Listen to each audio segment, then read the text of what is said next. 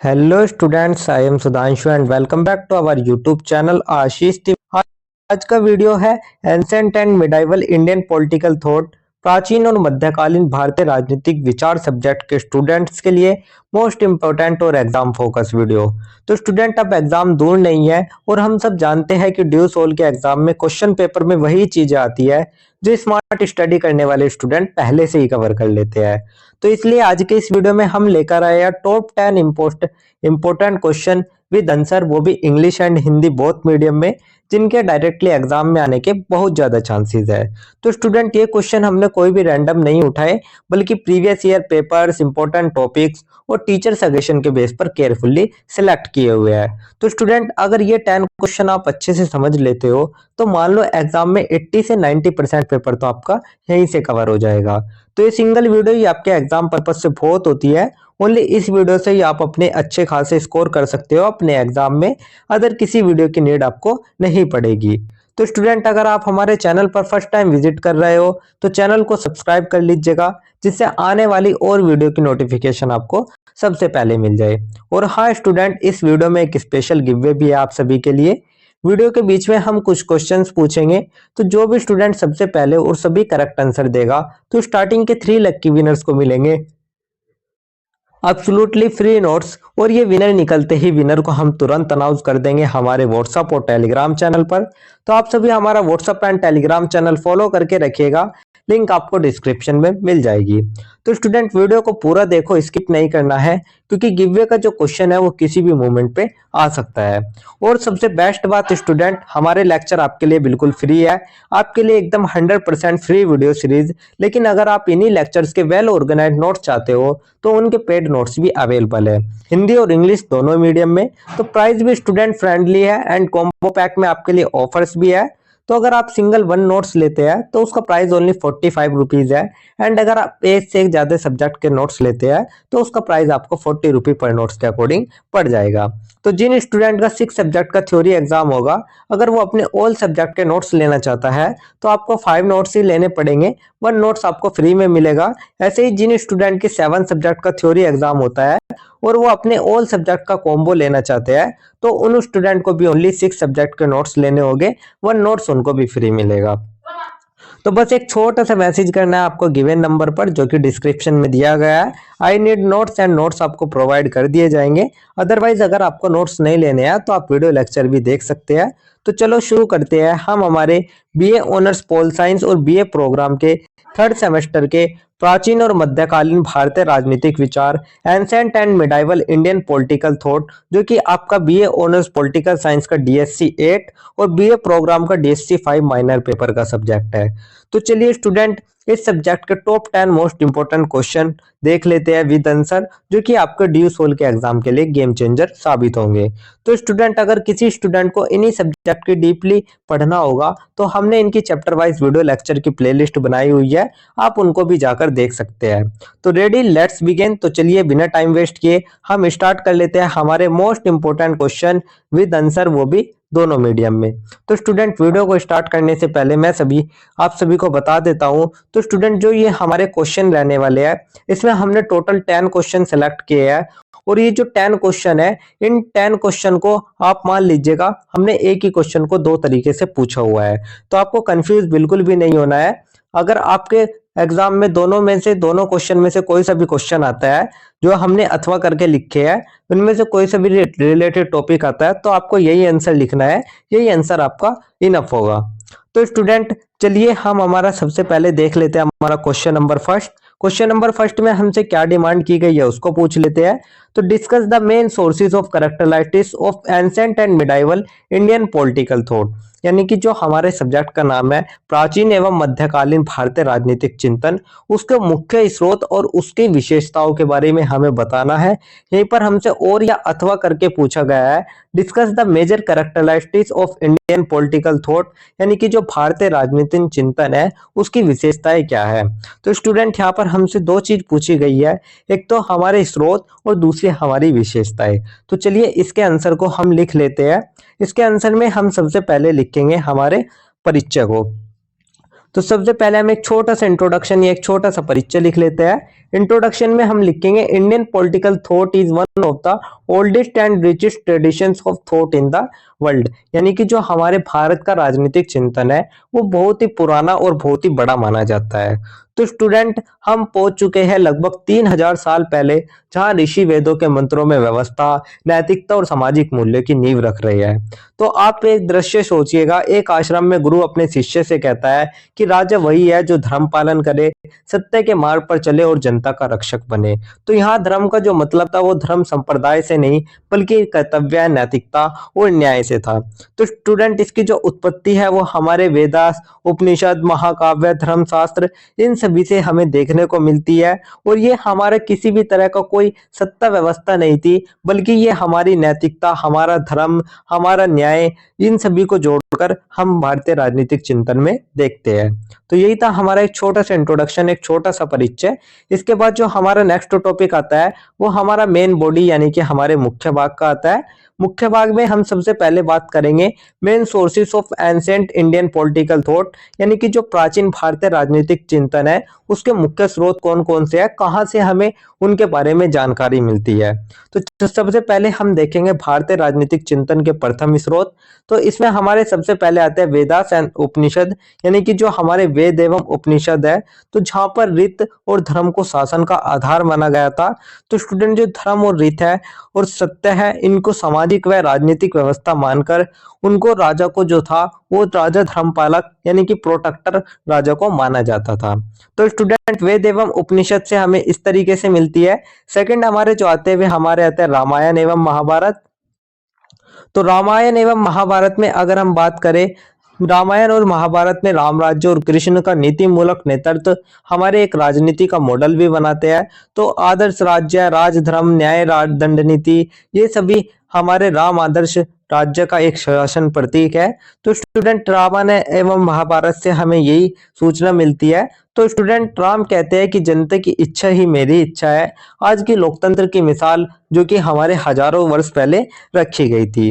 Third हमारा आता है मनुस्मृति एंड धर्मशास्त्र, यानी कि थर्ड जो हमारे आते हैं, जो हमारे मनु, कौटिल्य और बौद्ध जैन परंपराएं, उन पर हम चलते हैं। तो सबसे पहले हमारा आता है मनुस्मृति और धर्मशास्त्र। तो स्टूडेंट, ये हमारा जो मनुस्मृति था ये हमारा एक सामाजिक व कानूनी ढांचा था।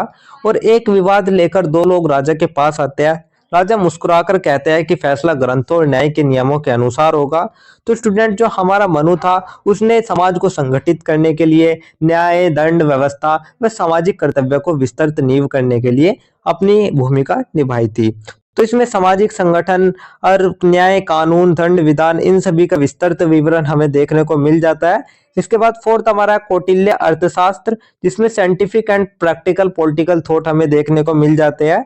तो जो हमारे कौटिल्य का अर्थशास्त्र है उसमें जो चाणक्य था वो एक ऐसा व्यक्ति था जो कि राजनीति को विज्ञान की तरह लिखता था। तो स्टूडेंट, ये कहते हैं कि राज्य 7 अंगों से बनता है: राजा, मंत्री, जनता, किला, सेना, चित्र, मित्र और धन। तो स्टूडेंट, यानी कि जो उनका सप्तांग का सिद्धांत है वो यही है। तो आज के गवर्नेंस मॉडल जैसा ही यही है। स्पाई नेटवर्क, युद्ध नीति, विदेश नीति, सब कुछ व्यवहारिक और तर्कपूर्ण वे मानते हैं। फिफ्थ हमारा आता है बौद्धिस्ट एंड जैन लिटरेचर, यानी कि बौद्ध एवं जैन साहित्य की अगर हम बात करें तो इसमें अहिंसा और नैतिकता का प्रतीक हमें देखने को मिल जाता है। जैसे कि गौतम बुद्ध का राजनीतिक संदेश है कि राजा वह है जो जनता का दुख कम करे, और ये हमारे आधुनिक वेलफेयर स्टेट का एक ईयरली वर्जन भी था। तो अहिंसा, करुणा, समानता और गणराज्य पर इसमें जोर है। बौद्ध की धम्म की अवधारणा हाँपकर नैतिक शासन का आधार बनती है। तो स्टूडेंट, सिक्स्थ हमारा आता है पुराण एंड नीति शास्त्र। तो पब्लिक वेलफेयर यानी कि लोकहित, कॉम्पैशन यानी कि दया, ट्रूथ यानी कि सत्य और अनुशासन को राज्य का आधार यहाँ पर पुराण और नीति शास्त्र में माना गया है। तो स्टूडेंट, यही थे हमारे प्राथमिक स्रोत जो कि मैंने आपको बता दिया। इसके बाद जो हमारा नेक्स्ट टॉपिक आता है वो हमारा आता है main sources of medieval Indian political thought, यानी कि जो मध्यकालीन भारतीय राजनीतिक चिंतन है उसके मुख्य सोर्सेज कौन कौन से थे। तो चलिए एक एक करके हम बात कर लेते हैं। सबसे पहले हमारा आता है सूफी फिलोसफी। यानी कि सूफी विचारधारा, तो emphasis on equality, love, humanity, morality and religion harmony, यानी कि उनकी शिक्षाओं में प्यार, इंसानियत, बराबरी, सहिष्णुता, नैतिकता, ये सब यहाँ पर राजनीति से ऊपर वे मानवता को मानते थे। तो एक सूफी फकीर कहता है कि राजा से अधिक ताकतवर है वह जो लोगों के दिल को जीतता है। तो यही था हमारा यहाँ पर हमारा जो सूफी विचारधारा थी, यहाँ पर हमारे समानता, प्रेम, इन सभी पर बल दिया गया था। सेकंड आता है हमारा भक्ति मूवमेंट, तो ऑपोजिट कास्ट डिस्क्रिमिनेशन, यानी कि ये हमारे वर्ग वर्ण भेद के खिलाफ थे। भक्ति आंदोलन जो था हमारा, जैसे कि कबीर, रैदास, मीरा हो गया, तो ये कहते थे कि धर्म से ऊपर मानव धर्म है। कबीर कहते हैं कि पोथी पोथी पढ़ जग मुआ, पंडित भया न कोय, ढाए आखर प्रेम का पढ़े सो पंडित होए। तो ये राजनीतिक संदेश था जिसमें राज्य जनता के प्रेम, समानता और सहिष्णुता पर टिके हुए थे। तो यही था हमारा भक्ति आंदोलन। इन्होंने हमारे वर्ग ऊंच नीच के विरोध, सामाजिक समानता और लोक कल्याण को मजबूत किया। थर्ड हमारा आता है तुर्क Afghan and Mughal administration text, यानी कि तुर्क अफगान एवं मुगल शासन के जो ग्रंथ थे, जैसे कि स्टूडेंट हमारा अकबर का सुलह ए कुल था, यानी कि वो सबके लिए समान व्यवहार की बात करता था। तो वहाँ की शासन, प्रशासन, कानून और कर प्रणाली और धार्मिक नीति के विचार थे, जैसे कि फतवा ए आलमगिरी में भी था। एट्थ हमारा आता है अबुल फजल अकबरनामा और आईन अकबरी, यानी कि अबुल फजल जो और अकबरनामा के जो ये ग्रंथ थे, आप एक तरीके से कह सकते हैं। सुलह जो अकबर का सुलह कुल था, वो कहता था कि सबके लिए समान व्यवहार हो। अबुल फजल के अनुसार जो राजा का धर्म है वो था सभी धर्मों को सम्मान देना। तो स्टूडेंट यही था फोर्थ। फिफ्थ हमारा आता है Islamic political theory, emphasis on justice, Uma, trust and the moral responsibility of ruler, यानी कि यहाँ पर न्याय, इस्लामी राजनीतिक जो सिद्धांत है, जैसे कि हमारा न्याय हो गया, उम्मत हो गया, जो अमानत हो गया, तो ये सभी शासन की नैतिक जिम्मेदारियों पर जोर डालते हैं। तो स्टूडेंट यही था हमारा मध्यकालीन भारतीय राजनीतिक चिंतन के मुख्य स्रोत। इसके बाद जो हमारा थर्ड आता है वो हमारा आता है major characteristics of Indian political thought, यानी कि जो भारतीय राजनीतिक चिंतन है उसकी प्रमुख विशेषताएं कौन कौन सी है। तो चलिए इनको कुछ पॉइंट के माध्यम से समझते हैं। सबसे पहला आता है governance based on morality and धर्म, यानी कि नैतिकता और धर्म पर आधारित शासन था। तो राज्य जो था उसमें नैतिकता के साथ नीति थी, सिर्फ सत्ता ही नहीं थी। सेकंड आता है importance of public welfare and social harmony, यानी कि लोक कल्याण था। तो राज्य जनता के सुख दुख का जिम्मेदार होता था। थर्ड आता है सिस्टेमेटिक राजधर्म एंड पैनल पॉलिसी, यानी कि दंड नीति, जो हमारी दंड नीति थी और न्याय था। तो राजा का दंड अनुशासन के लिए था, न कि अत्याचार के लिए। फोर्थ आता है king viewed as the protector and guardian of dharma, यानी कि जो राजा था वो रक्षक और धर्मपालक माना जाता था, और वो कोई स्वार्थी नहीं होता था बल्कि उसको सेवक के रूप में देखा जाता था। फिफ्थ आता है primary of non violence, compassion and human values, यानी कि अहिंसा, करुणा नीति। तो बुद्ध, बौद्ध और जो जैन धर्म थे उन्होंने इस विचार को गहराई से जोड़ा। सिक्स्थ आता है centralise authority along with emphasis on collective interest, यानी कि सांस्कृतिक विविधता और सहिष्णुता पर यहाँ पर जोर दिया गया। तो केंद्रीय सत्ता के साथ सामूहिक हित पर भी जोर दिया गया। जो सूफी, भक्ति, वेदांत थे, इन सभी ने एकता का संदेश भी दिया। तो respect of tolerance, plurality and cultural diversity, यानी कि सहिष्णुता, बहुलता और सांस्कृतिक विविधता का सम्मान दिया गया। तो केवल राज्य शक्ति नहीं बल्कि मानव केंद्रित राजनीति भी करते थे। तो स्टूडेंट यही थी हमारी कुछ विशेषताएं हमारे भारतीय राजनीतिक चिंतन की, जो कि मैंने आपको बता दी। इसके बाद जो हमारा नेक्स्ट टॉपिक आता है वो हमारा ओवरऑल पूरे आंसर का एक छोटा सा निष्कर्ष आता है। तो अब हम ओवरऑल पूरे आंसर का एक छोटा सा निष्कर्ष देख लेते हैं। निष्कर्ष में हम देखेंगे ancient and medieval Indian political thought presented a concept of governance that was not merely based on power but centered on morality, धर्म, public interest and human welfare, यानी कि ये हमारी एक जो हमारे ये विचार थे, जो हमारे राजनीतिक चिंतन थे, ये हमारे केवल सत्तर पर ही आधारित नहीं थे बल्कि ये हमारी नैतिकता, धर्म और लोकहित पर केंद्रित थे। तो स्टूडेंट भारत की जो राजनीतिक सोच है वो कोई एक किताब या एक राजा की देन नहीं है, ये एक लंबी यात्रा है। वेदों से लेकर कौटिल्य तक, बुद्ध से लेकर कबीर नानक तक, सूफी संतों से लेकर मध्यकालीन विद्वानों तक, हमेशा एक ही बात उभर कर आती है, राजनीति तब सफल है जब वह सत्ता नहीं बल्कि सेवक बन जाए। तो स्टूडेंट ये जो विशेषताएं हैं, यही विशेषताएं हमारे आधुनिक भारतीय राजनीतिक चिंतन और हमारे संविधान की मूल भावना में आज भी हमें देखने को मिल जाती है। तो स्टूडेंट यही था हमारा एक छोटा सा निष्कर्ष, जिसके साथ ही हमारा आंसर नंबर 1 भी कंप्लीट होता है। तो यही था हमारा आंसर नंबर 1। इसके बाद जो हमारा नेक्स्ट क्वेश्चन आता है वो हमारा आता है क्वेश्चन नंबर 2। अब हम बात कर लेते हैं हमारे क्वेश्चन नंबर 2 के बारे में। क्वेश्चन नंबर 2 में हमसे पूछा गया है, present a critical analysis of the Hindu social law propounded by Manu in the Manusmriti. यानी कि मनुस्मृति में जो मनु द्वारा प्रतिपादित हिंदू सामाजिक कानून है उनकी हमें आलोचना करनी है। यहीं पर हमसे और या अथवा करके पूछा गया है कि throw light on the authorship and contribution on the focus in the Manusmriti. यानी कि जो हमारी मनुस्मृति है उसमें रचनाकारिता और अंतर विरोध पर हमें प्रकाश डालना है। तो चलिए इस क्वेश्चन का आंसर भी हम लिख लेते हैं, और इसके आंसर में भी हम सबसे पहले एक छोटा सा इंट्रोडक्शन यानी कि एक छोटा सा परिचय लिखेंगे। परिचय में हम लिखेंगे मनुस्मृति इज एन इम्पोर्टेंट धर्मशास्त्र ऑफ एंशिएंट इंडिया। यानी कि ये हमारा एक बहुत ही महत्वपूर्ण धर्मशास्त्रीय ग्रंथ है, जहां पर हमें सामाजिक व्यवस्था, आचार विचार, इन सभी का जो प्रारंभिक आधार है वो देखने को मिल जाता है। तो स्टूडेंट ये सिर्फ एक धार्मिक ग्रंथ ही नहीं है, बल्कि प्राचीन भारत का एक विशाल सोशल कोड था, जिसने समाज की नींव गढ़ी और विवादों की आग भी गढ़ी।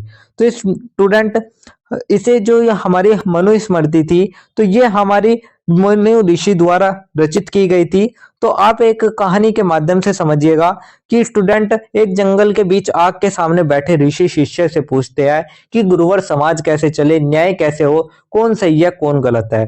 तो जो ऋषि है वे मुस्कुराते हुए कहते हैं कि चलो एक नियमों की किताब बनाते हैं, जिससे कि हर व्यक्ति को कर्तव्य और अधिकार दोनों समझ में आए। तो स्टूडेंट यहीं से हमारी मनुस्मृति का निर्माण होता है, जहां पर समाज को व्यवस्थित करने की कोशिश की गई।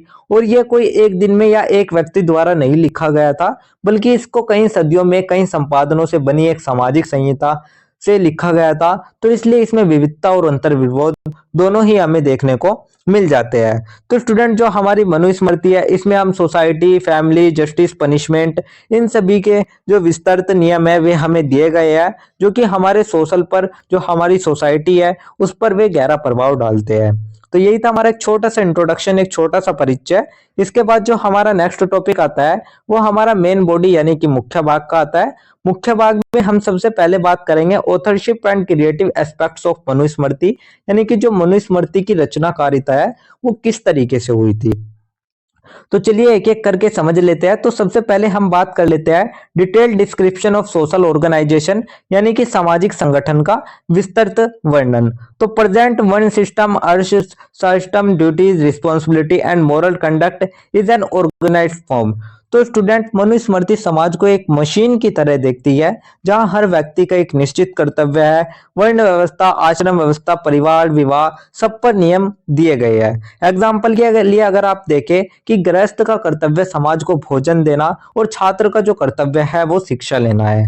तो ये सामाजिक संगठन का विस्तृत वर्णन हो गया। सेकंड, अगर हम बात करें क्रिएशन ऑफ लीगल स्ट्रक्चर, तो provides details rules regarding punishment. यानी कि स्टूडेंट मनु ने लगभग एक प्राचीन संविधान बनाया, जिसमें शामिल थे हमारे संपत्ति के अधिकार, उत्तराधिकार, अपराध और न्याय, दंड नियम और राज्य की शक्तियां। तो स्टूडेंट आप एग्जाम्पल के तौर पे समझे कि चोरी की सजा अलग, हिंसा की सजा अलग, लेकिन दंड का उद्देश्य सुधार है, बल्कि बदला नहीं। थर्ड हमारा आता है idea of governance based on धर्म, यानी कि धर्म पर आधारित शासन का विचार। तो राजा सिर्फ शासक नहीं, वह धर्म का रक्षक है। राज्य की सुरक्षा, न्याय और अनुशासन राज्य की सबसे बड़ी जिम्मेदारी है, ये हमारी मनुस्मृति में कहा गया है। फोर्थ हमारा आता है emphasis on discipline and duty, यानी कि समाज में अनुशासन और कर्तव्य की भावना।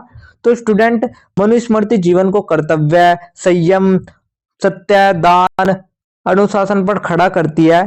तो स्टूडेंट मनु ने प्रत्येक व्यक्ति के लिए आचार संहिता निर्धारित करी, जिससे कि जो सामाजिक स्थिरता है वो भी विकसित हुई। एग्जाम्पल के तौर पे अगर आप देखें कि सत्य ही जीवन का आधार है, ये जो हमारा है ये समाज में हमारे स्थिरता लाता है।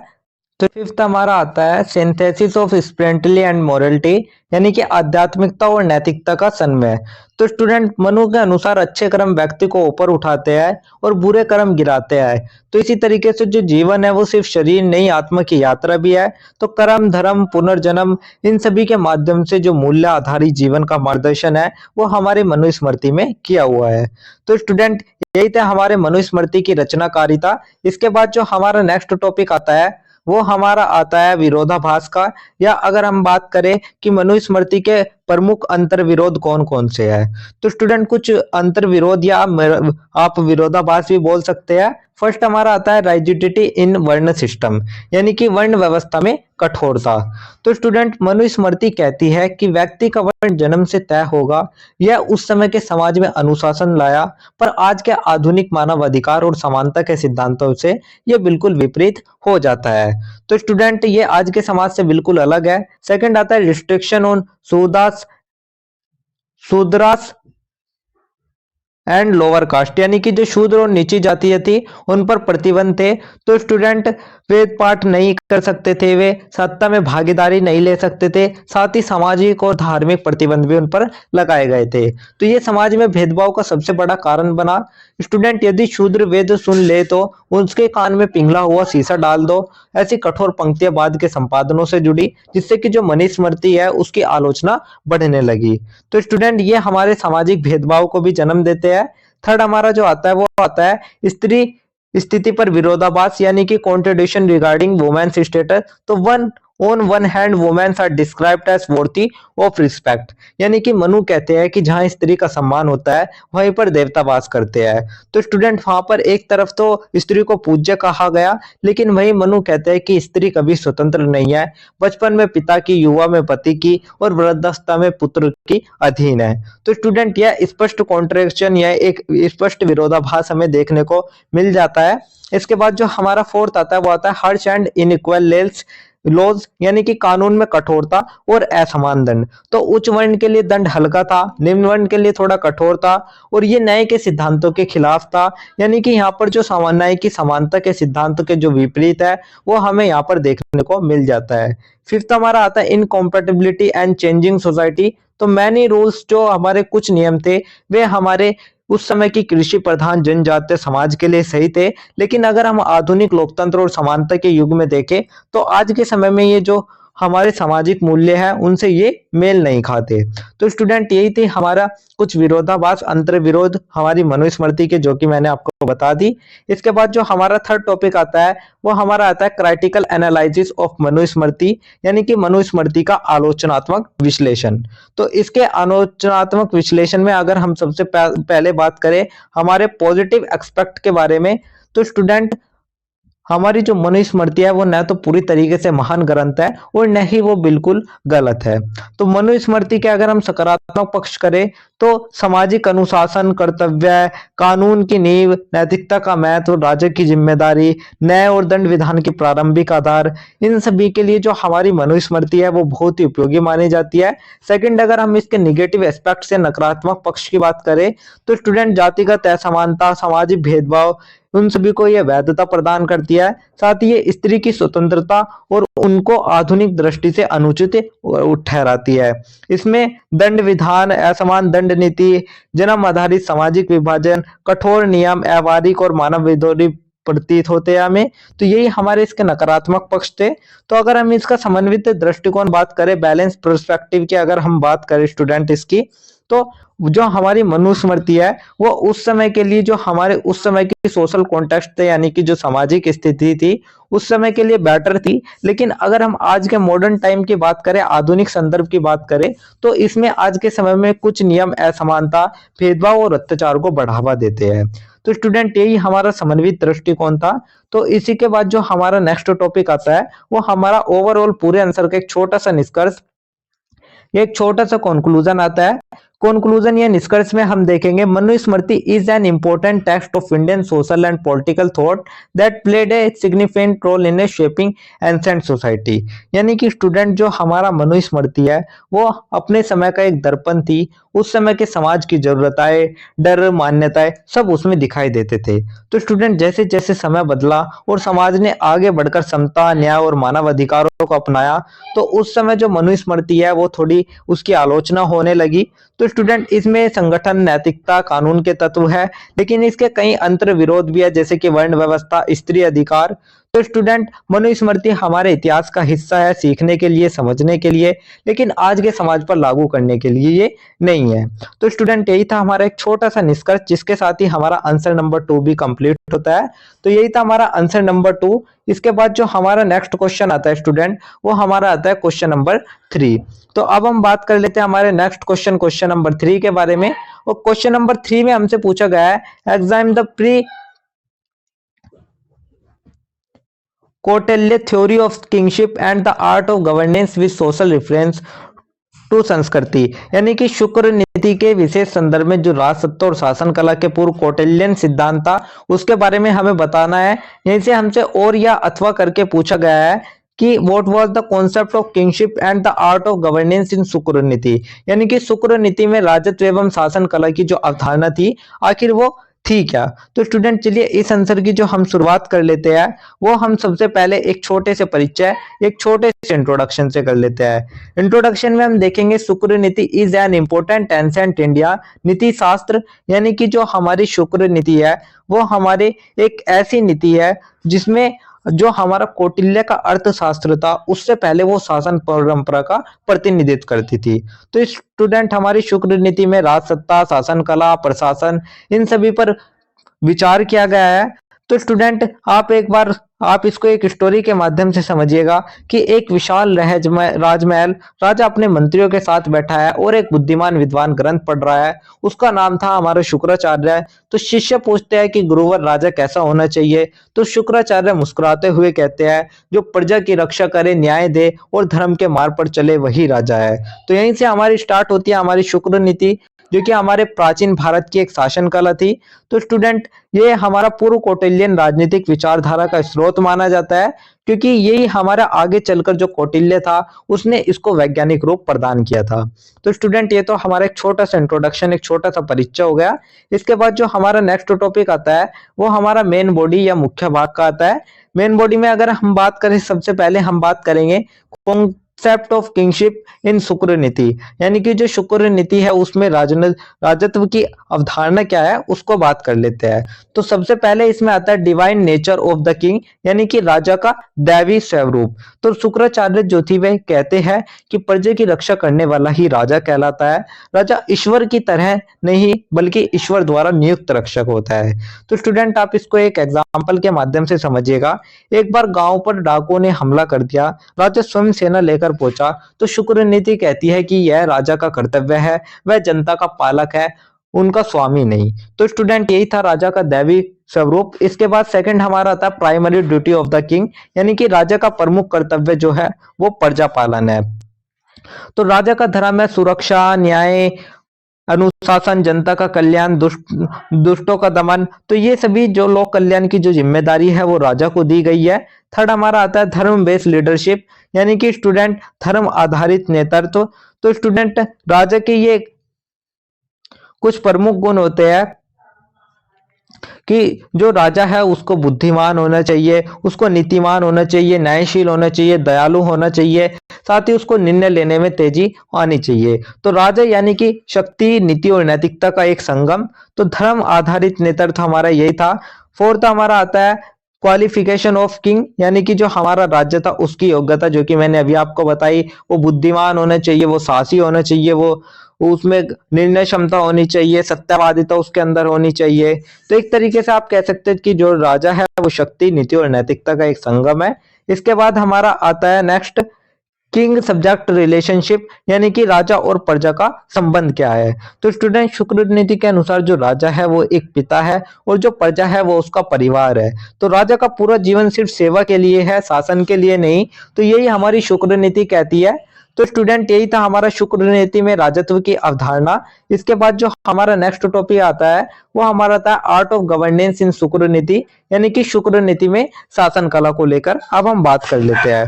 तो हमारा सबसे पहला आता ऑर्गेनाइज एडमिनिस्ट्रेशन। तो clear responsibility assign to the council of minister, officer, spies, military commander, tax officer, ETC. यानी कि व्यवस्थित प्रशासन जो आता है, तो राज्य के अलग अलग विभाग थे, मंत्री परिषद, गुप्तचर विभाग, कर विभाग, सैन्य विभाग, न्यायालय। तो स्टूडेंट इस समय सबको अलग अलग व्यवस्थित प्रशासन दिए गए थे। तो आप एग्जाम्पल के तौर पे बात करें कि राजा युद्ध की तैयारी कर रहा है, तो जो शुक्र नीति है वो कहती है कि सेना, जासूस, खजाना सबकी रिपोर्ट राजा को रोज देनी चाहिए। सेकंड हमारा आता है panel policy and society justice, यानी कि दंड नीति और न्याय। तो कानून बराबरी से लागू हो, दंड का उद्देश्य अनुशासन हो न कि बदला। तो स्टूडेंट राज्य की स्थिरता के लिए जो दंड है उसका समान उल्लेख होना चाहिए और न्याय को शासन का केंद्रित तत्व मान लेना चाहिए। थर्ड आता है हमारा फाइनेंस एंड टैक्सेशन सिस्टम। तो describe tax structure rules for conversation, यानी कि स्टूडेंट जो हमारी वित्त और कर प्रणाली है, यानी कि हमारे शुक्राचार्य कर को जनहित का साधन मानते थे। वे कहते थे कि जो कर है वो वही कर होगा जो न्याय संगत हो, अत्यधिक न्याय हो और जनता पर बोझ न बने। तो आज की टैक्सेशन पॉलिसी जैसी उनकी जो समझ थी वो उस समय हमें देखने को मिलती है। फोर्थ हमारा आता है मिलिट्री पावर एंड सिक्योरिटी, यानी कि सैन्य शक्ति और सुरक्षा। तो राज्य को बचाना राजा का एक धर्म है, इसलिए राज्य के पास मजबूत सेना, सैनिकों की उचित देखभाल, रणनीति, सीमाओं की रक्षा, ये सब अनिवार्य रूप से होनी चाहिए। फिफ्थ हमारा आता है सीक्रेसी एक्सपोनोज, यानी कि गोपनीयता और जासूसी। तो स्टूडेंट शुक्राचार्य कहते हैं कि राज्य बिना जासूसों के अंधा है। ये वही विचार है जो बाद में कौटिल्य ने बहुत विस्तार से लिखे, तो इसलिए इसे कौटिल्य का पूर्व सिद्धांत भी कहा जाता है। तो कौटिल्य के अर्थशास्त्र में ये बाद में विकसित हुए। सिक्स्थ हमारा आता है मोरलिटी एंड इथिक्स, यानी कि नीति और सदाचार। तो स्टूडेंट शासन जो है हमारा उसमें नैतिकता, सार्वजनिक कल्याण, यानी कि पब्लिक वेलफेयर, कॉम्पेंशन, ये सभी उसमें पालन, इन सभी का पालन जो है वो अनिवार्य बताया गया है। सेवंथ हमारा आता है लोक कल्याणकारी राज्य का सिद्धांत, यानी कि वेलफेयर ओरिएंटेड स्टेट। तो स्टूडेंट राजा को धन प्रजा के लिए खर्च करना चाहिए। सिंचाई, सड़कें, सेवा, अनाज सुरक्षा, ये बिल्कुल आधुनिक वेलफेयर स्टेट की तरह ही हमें समझाते हैं। तो स्टूडेंट यही थी हमारी शुक्र नीति में शासन कला, जो कि मैंने आपको बता दी। इसके बाद जो हमारा नेक्स्ट टॉपिक आता है वो हमारा आता है evolution of Shukra Niti as a pre Kautilya theory, यानी कि पूर्व कौटिल्यन सिद्धांत के रूप में जो हमारी शुक्र नीति है हम उसको देख लेते हैं। तो स्टूडेंट इसमें हमारी जो सबसे पहले बात आती है वो हमारा आता है well organised statecraft before Kautilya, यानी कि जो कौटिल्य से पहले सुव्यवस्थित राजशास्त्र था, जैसे कि हमारा जो शासन हो गया, जो हमारी सुरक्षा हो गई, जो हमारे कानून के सिद्धांत है, ये सभी हमें शुक्र नीति में देखने को मिल जाते हैं, जिसको कौटिल्य ने बाद में वैज्ञानिक रूप में अपने अर्थशास्त्र में लिखा। सेकंड आता है प्रीसेंस ऑफ सिमिलैरिटीज, यानी कि समानताओं की उपस्थिति हमें इसमें देखने को मिल जाती है, जैसे कि जासूसी व्यवस्था हो गई। तो शुक्र नीति कहते हैं कि जासूस राजा का तीसरा नेत्र है, वहीं जो कौटिल्य वो कहता है कि जासूसी को राज्य की आत्मा मानना चाहिए। तो स्टूडेंट समानताओं की उपस्थिति भी हमें इसमें देखने को मिल जाती है। थर्ड हमारा आता है कॉन्सेप्ट ऑफ धर्म बेस्ड गवर्नेंस, यानी कि धर्म शासन की अवधारणा।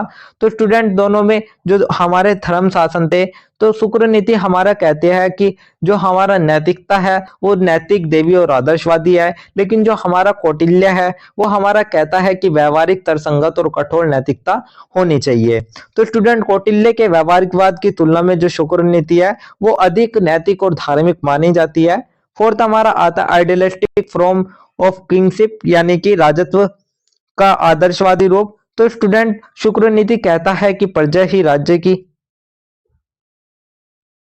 राज्य की शक्ति है, लेकिन जो कौटिल्य कहते हैं वे कहते हैं कि प्रजा खुश तो राज्य भी खुश है। तो इन सब से साबित होता है कि शुक्र नीति कौटिल्य से पहले का एक संगठित राज्य सिद्धांत है, जिस पर जो हमारा अर्थव्यवस्था है उसकी नींव रखी गई थी। तो स्टूडेंट यही था हमारा पूर्व कौटिल्यन सिद्धांत के रूप में शुक्र नीति का परीक्षण।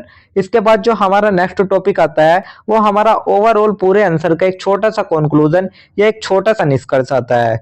तो निष्कर्ष में हम लिखेंगे शुक्र नीति is an important text of Fairlie Indian principles of governance and polity presenting a structure polity philosophy error to Kautilya, यानी कि स्टूडेंट भारत का जो राजनीतिक चिंतन है वो सिर्फ युद्ध और राजाओं की कहानियां नहीं है, ये विज्ञान, नैतिकता और रणनीति का एक अद्भुत संगम है।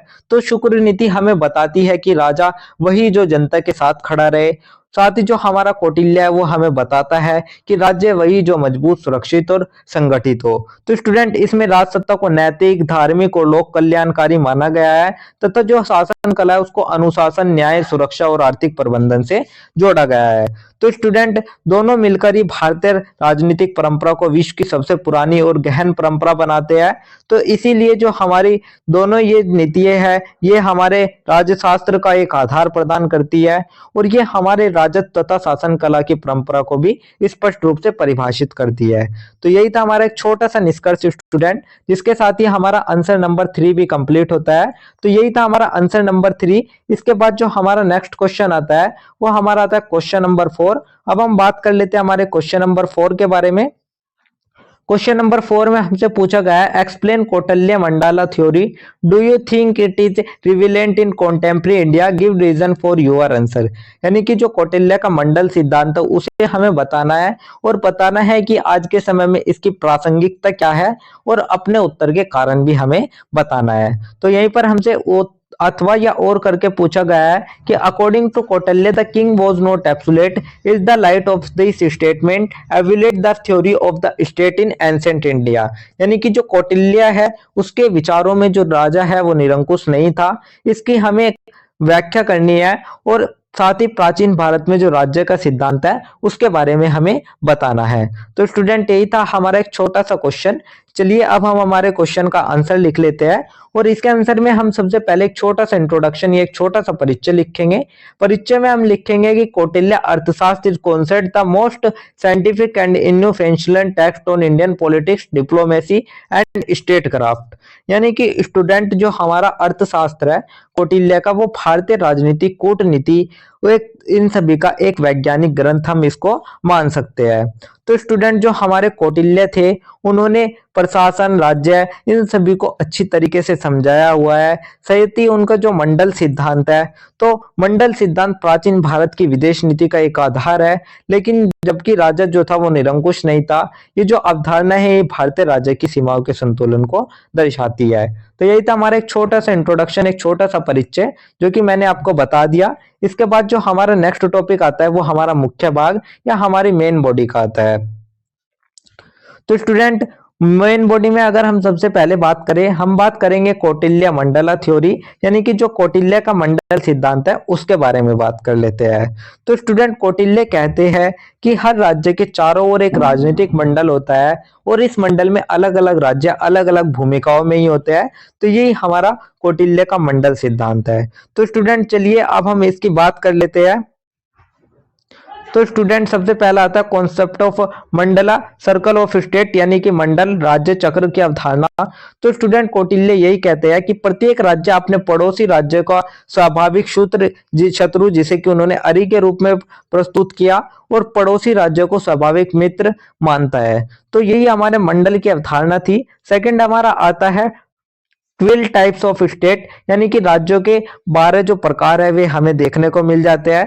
जैसे कि हमारा अरि हो गया जो कि हमारे पड़ोसी राज्य के लिए इस्तेमाल होता है, जो कि हमारा शत्रु शब्द है। तो उन्होंने शत्रु क्यों कहा उन्होंने, क्योंकि दो राज्य सीमाएं साझा करते हैं, संसाधन, शक्ति, राजनीति में टकराव स्वाभाविक है। तो स्टूडेंट जैसे कि आप एग्जाम्पल के तौर पे देखें भारत पाकिस्तान संबंध, तो ये सीमाएं साझा करते हैं, हित टकराते हैं, कौटिल्य का सिद्धांत लागू होता है। सेकंड उनका जो था वो था मित्र, जैसे कि पड़ोसी का पड़ोसी मित्र होता है, यानी कि स्वाभाविक मित्र होता है। तो ये क्यों होता है, क्योंकि दोनों का एक ही शत्रु है। जैसे कि आप भारत अफगानिस्तान को देखो तो ये पाकिस्तान भारत का अरि है और अफगानिस्तान पाकिस्तान का प्रतिद्वंदी, तो इसलिए जो भारत अफगानिस्तान है वो उसका स्वाभाविक रूप से मित्र है। थर्ड हमारा आता है नेशनल इंटरेस्ट एज सुप्रीम, यानी कि स्वहित सर्वोपरि। तो स्टूडेंट जो हमारे कौटिल्य है वे हमारे कहते हैं कि जो राज्य की विदेश नीति है उसका आधार राज्य का कल्याण होना चाहिए, न कि कोई भी इमोशंस या कोई भावनाएं। तो स्टूडेंट फोर्थ हमारा आता है 6 डिप्लोमेटिक मेजर्स, यानी कि जो हमारे कूटनीति के 6 उपाय है उनके बारे में हम बात कर लेते हैं। तो कौटिल्य युद्ध नहीं दिमाग इस्तेमाल करने की सलाह देते हैं, जिसमें उन्होंने षड्यंत्र गुण के बारे में बताया। तो सबसे पहला आता है संधि, तो जब शक्तिशाली शत्रु मिले तो समझौता कर ले। सेकंड आता है विग्रह, तो जब आप मजबूत हो तो सामना करें। थर्ड आता है आसन, न हमला न समझौता, केवल आप इंतजार कीजिए। फोर्थ आता है यान, यानी कि मौके पर सेना को भेजे। फिफ्थ आता है संचय, यानी कि बड़े राज्य की शरण लेकर सुरक्षा ले। सिक्स्थ आता है द्वैध, यानी कि एक से संधि एक से संघर्ष एक साथ चलाए। तो स्टूडेंट ये जो उपाय है ये अनेक देशों की विदेश नीति में आप देख सकते हैं। तो भारत यूएस से रशिया के साथ भारत की संतुलित कूटनीति, ये हमारे एक द्वैध नीति जैसे ही आप इसको मान सकते हैं।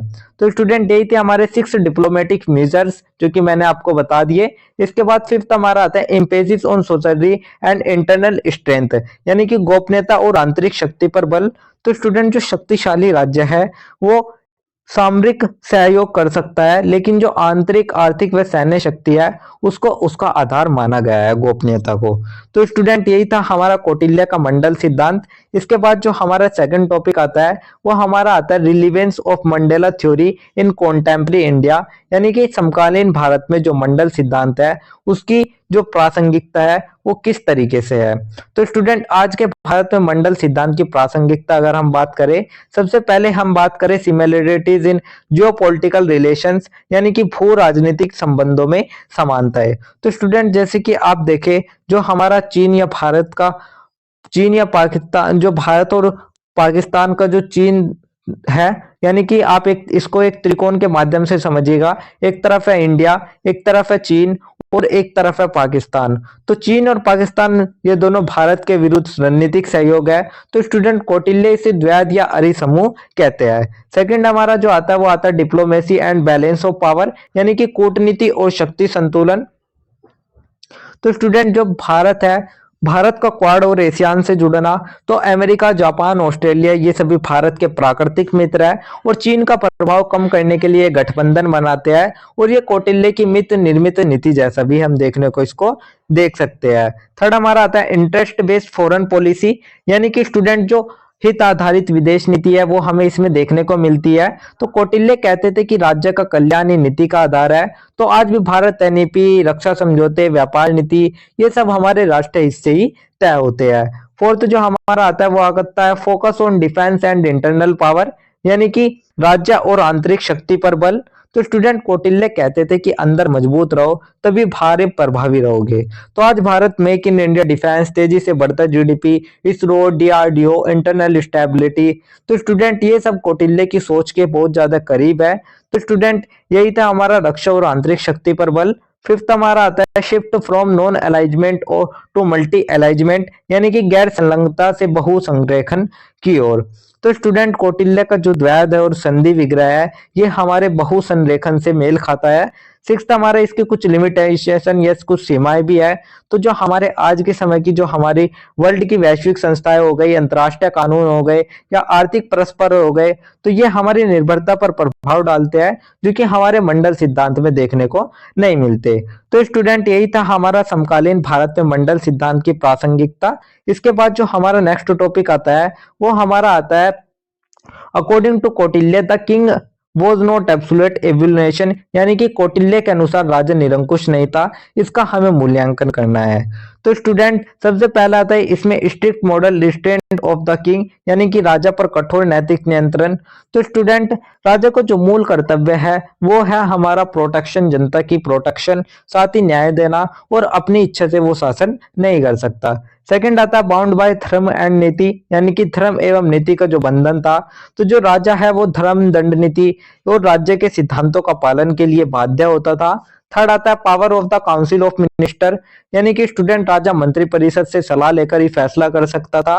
फोर्थ आता है स्पाई सिस्टम, यानी कि जो जासूसी व्यवस्था है, तो जासूस राज्य की गतिविधियों पर भी नजर रखते थे। फिफ्थ हमारा आता है रोल ऑफ द पीपल, यानी कि प्रजा की भूमिका। तो स्टूडेंट जनता की भलाई इसमें सर्वोपरि मानी जाती थी। तो प्रजा की सुरक्षा और हित सर्वोपरि थे। प्रजा को नुकसान पहुंचाने वाले राजा को हटाया भी जा सकता था। तो स्टूडेंट सिक्स्थ आता है हमारा control through wealth, punishment and wisdom, यानी कि धन, दंड और बुद्धि, जो कि हमारे 3 वर्ग थे। तो स्टूडेंट राजा इन 3 सिद्धांतों से नियंत्रित था और अत्याचार न करने की स्पष्ट चेतावनी राजा को दी गई थी। तो स्टूडेंट यही थे हमारे कौटिल्य के अनुसार राजा निरंकुश नहीं था। इसके बाद जो हमारा नेक्स्ट टॉपिक आता है वो हमारा ओवरऑल पूरे आंसर का एक छोटा सा निष्कर्ष आता है। तो अब हम ओवरऑल पूरे आंसर का एक छोटा सा निष्कर्ष देख लेते हैं। निष्कर्ष में हम देखेंगे Kautilya Mandla theory is a scientific model of ancient Indian foreign policy based on religion, interest and balance of power. यानी कि स्टूडेंट जो कौटिल्य का मंडल सिद्धांत है वो केवल प्राचीन राजनीति नहीं है बल्कि आधुनिक दुनिया का भी एक आईना है। तो स्टूडेंट जब भारत क्वाड में शामिल होता है, तो जब भारत अपने हितों को सर्वोपरि रखता है और जब भारत शांति और सामरिक शांति दोनों एक साथ लेकर चलता है, तो लगता है कि कहीं ना कहीं कौटिल्य की जो आत्मा है वो आज भी भारत की विदेश नीति का ही मार्ग दिखा रही है। तो स्टूडेंट इसकी विशेषताएं थी हमारी कूटनीति, मित्र निर्माण, राष्ट्रहित, जो कि हमारे आज की विदेश नीति में हम देखते हैं। और ये जो हमारा राजा निरंकुश नहीं था, ये जो सिद्धांत था, ये हमें बताता है कि प्राचीन भारतीय राज्य नैतिकता धर्म मंत्री परिषद से नियंत्रित था। तो स्टूडेंट उन्होंने सही कहा था कि राज्य का हित ही सर्वोच्च धर्म है, और यही कारण है कि कौटिल्य का जो मंडल सिद्धांत है वो आज भी उतना ही प्रासंगिक है जितना कि 2300 साल पहले प्रासंगिक था। तो स्टूडेंट यही था हमारा एक छोटा सा निष्कर्ष, जिसके साथ ही हमारा आंसर नंबर 4 भी कंप्लीट होता है। तो यही था हमारा आंसर नंबर 4। इसके बाद जो हमारा नेक्स्ट क्वेश्चन आता है वो हमारा आता है क्वेश्चन नंबर 5। और क्वेश्चन नंबर 5 को देखने से पहले मैं आपको बता दूं, जो ऐसा कि मैंने आपको वीडियो के स्टार्टिंग में बोला था कि मैं आपसे वीडियो के बीच में कहीं भी कोई 3 क्वेश्चन पूछूंगा, और उन क्वेश्चन को जो आप आंसर दोगे, तो जो भी स्टूडेंट सबसे पहले और सभी से करेक्ट आंसर देगा, तो स्टार्टिंग के जो 3 लकी स्टूडेंट होंगे, जो स्टार्टिंग के 3 स्टूडेंट होंगे, उनको हमारी तरफ से मिलेंगे एब्सोल्युटली फ्री नोट्स। तो चलिए मैं आपसे एक एक करके वे क्वेश्चन पूछ लेता हूं। तो स्टूडेंट सबसे पहले जो हमारा क्वेश्चन आता है वो आता है कि कौटिल्य के अर्थशास्त्र में राज्य के अंग कितने बताए गए हैं। तो स्टूडेंट आपको बताना है कि जो कौटिल्य का अर्थशास्त्र है उसमें राज्य के कितने अंग है। तो ये तो हमारा क्वेश्चन नंबर फर्स्ट हो गया। सेकंड हमारा क्वेश्चन आता है कि गुरु नानक ने ईश्वर के लिए किस मूल मंत्र का उपयोग किया। तो जो हमारे गुरु नानक थे उन्होंने ईश्वर के लिए किस मूल मंत्र का उपयोग किया, ये आपको बताना है। तो ये था हमारा सेकंड क्वेश्चन। इसके बाद जो हमारा थर्ड क्वेश्चन आता है वो हमारा आता है कि आदिचार्य का मुख्य दर्शन कौन सा था। तो आपको आदिचार्य के मुख्य दर्शन को भी जरूर बताना है। तो स्टूडेंट यही थे हमारे 3 क्वेश्चन, जिनका आंसर आपको कमेंट सेक्शन में जरूर बताना है। तो जो भी स्टूडेंट सबसे पहले और करेक्ट आंसर देगा उनको हमारी तरफ से मिलेंगे एब्सोल्युटली फ्री नोट्स, स्टार्टिंग के 3 स्टूडेंट्स को। तो चलिए अब हम बात कर लेते हैं हमारे क्वेश्चन नंबर 5 की। तो क्वेश्चन नंबर 5 में हमसे पूछा गया है, discuss in detail the theory of kingship describe in the Aggannasutta of Digha Nikaya. यानी कि दिग निकाय में अग्नसूत द्वारा वर्णित राजसत्ता का जो सिद्धांत है वो हमें बताना है। साथ ही यहाँ पर हमसे और ये अथवा करके पूछा गया है कि what were the distinctive elements of the theory of kingship in Aggannasutta examine. यानी कि अग्नसूत्ता में जो राजनीति के सिद्धांत के जो विशिष्ट तत्व थे वे हमें बताने हैं। तो चलिए इस आंसर की शुरुआत भी हम सबसे पहले एक छोटे से इंट्रोडक्शन या एक छोटे से परिचय से लिख लेते हैं। तो इंट्रोडक्शन में स्टूडेंट हम लिखेंगे, the Aggannasutta is an important Buddhist text of Dig Nikaya which describe the origin of human society and the development of kingship। यानी कि स्टूडेंट अग्नसूत्र दिग निकाय का एक महत्वपूर्ण बौद्ध ग्रंथ है। यह बताता है कि समाज कैसे बना, राज्य कैसे बना और राजा क्यों बना। तो स्टूडेंट इसमें जो हमारा प्रस्तुत राजत्व का सिद्धांत है उसमें लोक आधारित, समाज आधारित और अनुबंध परक है। तो ये हमारे प्राचीन भारत शासन में बहुत ही महत्वपूर्ण माना जाता था। तो यही था हमारा एक छोटा सा इंट्रोडक्शन, एक छोटा सा परिचय जो कि मैंने आपको बता दिया। इसके बाद जो हमारा नेक्स्ट टॉपिक आता है वो हमारा मेन बॉडी या मुख्य भाग का आता है। तो मुख्य भाग में अगर हम बात करें, सबसे पहला हमारा आता है the basic concept of the theory of kingship in the Aggannasutta. यानी कि अग्नसूत्र में राज सिद्धांत के जो राजसत्ता के जो सिद्धांत है उनकी मूल अवधारणा क्या थी। तो स्टूडेंट चलिए इसको हम समझ लेते हैं कुछ बिंदुओं के माध्यम से। तो सबसे पहले जो हमारा बिंदु आता है वो आता है सोशल ओरिजिन ऑफ किंगशिप, यानी कि राजसत्ता का सामाजिक उत्पत्ति सिद्धांत। तो स्टूडेंट जो हमारा राजसत्ता है, हमारा जो अग्नसूत्र है वो कहता है कि राजसत्ता सामाजिक उत्पत्ति से आती है, ईश्वरीय ये नहीं है। तो राजा देवता द्वारा भेजा हुआ नहीं है बल्कि समाज की जरूरत का एक परिणाम है। तो आज भी लोकतंत्र में सत्ता जनता देती है और भगवान नहीं उसको देता है। तो स्टूडेंट राज्य और राज्य देवताओं द्वारा नहीं बल्कि समाज द्वारा बनाए गए हैं। सेकंड हमारा आता है कॉन्ट्रेक्चुअल थ्योरी, यानी कि अनुबंध सिद्धांत हो गए। तो स्टूडेंट समाज कहता है कि हम तुम्हें कर देंगे, तुम हमें सुरक्षा देना, न्याय देना। तो यही है बहुत सोशल कॉन्ट्रैक्ट थ्योरी, जो कि हमारे आधुनिक लोकतंत्रों के जैसा भी देखने को मिलता है। थर्ड हमारा आता है इलेक्शन ऑफ द किंग, यानी कि हमारा राजा का चयन। तो स्टूडेंट, राजा सिर्फ ताकत वाला व्यक्ति नहीं होना चाहिए, यह उसका काम है कि वो शांति बनाए रखे, झगड़े सुलझाए, अपराध रोके और न्याय दे। तो स्टूडेंट, आज पुलिस, कोर्ट, सरकार सब यही भूमिका हमें देखने को निभाते हैं। फोर्थ हमारा आता है लेजिमेट्री of the king from the people, यानी कि राजा की जो वैधता है वो जनता से है। तो स्टूडेंट, बहुत कहते हैं कि राजा दयालु हो, सत्यवादी हो, हिंसा हो। तो स्टूडेंट, अगर राजा अपना कर्तव्य ना निभाए तो उसकी जो वैधता है वो खत्म हो जाती है। तो स्टूडेंट, इसका मतलब है कि राजा निरंकुश नहीं था, उसके ऊपर जनता की नैतिक निगरानी समाई हुई थी। फिफ्थ हमारा आता है राजा का मुख्य कार्य, यानी कि main role of the king. तो punishment and order, the primary duty was to maintain peace, security, justice and discipline in the society, यानी कि राजा का जो प्रमुख कर्तव्य था वो तो समाज में शांति सुरक्षा बनाए रखना। तो स्टूडेंट, यही सभी थे हमारे अग्निसूत्र में राजसत्ता के सिद्धांत, जो कि मैंने आपको बता दिए। इसके बाद जो हमारा नेक्स्ट टॉपिक आता है वो हमारा आता है distinctive elements of kingship in the Aggannasutta, यानी कि अग्निसूत्र में राजत्व के विशिष्ट तत्व कौन कौन से थे। तो स्टूडेंट, इसमें हमारा जो सबसे पहला आता है वो हमारा आता है पीपल बेस्ड किंगशिप, यानी कि लोक आधारित राजसत्ता। तो स्टूडेंट, जो शक्ति है वो जनता से बनती है, न कि कोई देवता से या किसी जन्म से या किसी बल से। सेकंड हमारा आता है governance based on morality and धर्म, यानी कि नैतिकता और धर्म पर आधारित शासन। तो जो राजा है उसको नैतिक होना चाहिए, न्यायशील होना चाहिए, ताकि जो वो शासन है वो करुणा और बोध चिंतन के रूप में अपने शासन को कर सके। थर्ड हमारा आता है वेलफेयर ओरिएंटेड गवर्नेंस। तो the king duty is to protect the subjects, maintain equality यानी कि समानता, प्रोमोट सोशल हार्मोनी यानी कि सामाजिक सद्भाव स्थापित करना। फोर्थ हमारा आता है परस्पर दायित्व यानी कि म्यूचुअल ओब्लाइजेशन। तो जनता राजा को कर देती है, उसके बदले में जो जनता है वो राजा मतलब जो जनता है वो राजा से सुरक्षा और न्याय और अनुशासन मांगती है। फिफ्थ हमारा आता है किंग एज प्रोटेक्टर, यानी कि जो राजा है उसको रक्षक माना गया है और वो अपने स्वार्थ के लिए नहीं बल्कि समाज के लिए उसको काम करना होगा। सिक्स्थ आता है मोरल कंट्रोल ओवर किंगशिप, यानी कि राजसत्ता का नैतिक नियंत्रण। तो स्टूडेंट, अगर जो राजा है वो अपने दायित्वों का पालन नहीं करता है तो जो जनता है वो उसको हटा दे सकती है, उसकी वैधता वो समाप्त कर सकती है। तो ये हमारे आज के टाइम के एक लोकतांत्रिक जवाबदेही जैसा एक विचार है।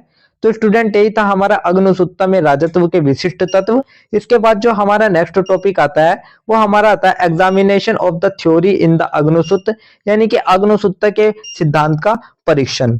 तो इसमें हम सबसे पहले कुछ पॉजिटिव एस्पेक्ट्स यानी कि कुछ सकारात्मक पक्ष देख लेते हैं।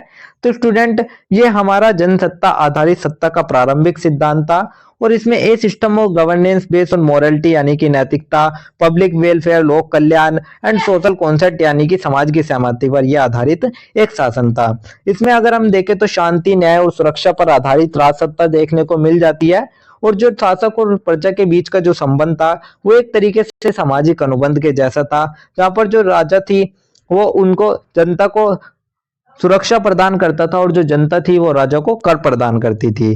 तो ये तो इसके कुछ सकारात्मक पक्ष हो गए, लेकिन इसके कुछ सीमाएं, इसके कुछ लिमिटाइजेशन भी थे। तो सीमाएं थी कि जो हमारा सिद्धांत है ये बहुत ही ज्यादा मोरलिस्टिक था और स्टूडेंट, आज की अगर हम राजनीति देखें तो इसमें कभी कभी जो शक्ति नीति है वो हमें देखने को मिल जाती है। साथ ही इसमें राज्य की निष्पक्षता और नैतिकता पर आदर्शवादी निर्भरता भी देखने को हमें मिलती है और इसी के साथ साथ जो आर्थिक और सैन्य संरचना है वो हमें विस्तृत रूप से नहीं मिलती है जैसे कि हमारे अर्थशास्त्र में है। तो यही थी इसकी सीमाएं। इसके बाद थर्ड हमारा आता है समन्वित दृष्टिकोण यानी कि इंटीग्रेटेड व्यू। तो student, the Aggannasutta presented a unique model of democratic यानी कि लोकतांत्रिक, ह्यूमन यानी कि मानवीय एंड कॉन्स्यूर बेस्ड गवर्नेंस यानी कि सामाजिक सहमति आधारित शासन। तो इन सभी को एक अनोखे मॉडल के रूप में प्रस्तुत करता है हमारा अग्निसूत्र, जो कि हमारे आगे बौद्ध गणराज्यों में भी हमें देखने को मिले थे। तो स्टूडेंट, यही थे हमारा समन्वित दृष्टिकोण। इसके बाद जो हमारा नेक्स्ट टॉपिक आता है वो हमारा ओवरऑल पूरे आंसर का एक छोटा सा कंक्लूजन, एक छोटा सा निष्कर्ष आता है। तो कंक्लूजन में हम देखेंगे the theory of kingship in the Aggannasutta introduce the idea of people based governance, moral leadership and king chosen by society.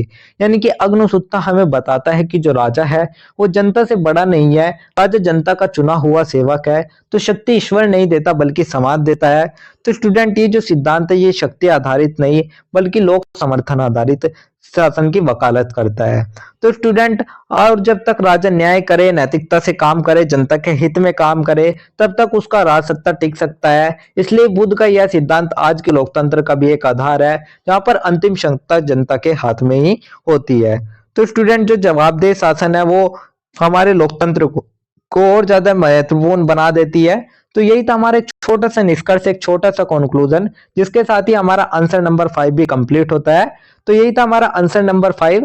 इसके बाद जो हमारा नेक्स्ट क्वेश्चन आता है स्टूडेंट, वो हमारा आता है क्वेश्चन नंबर 6।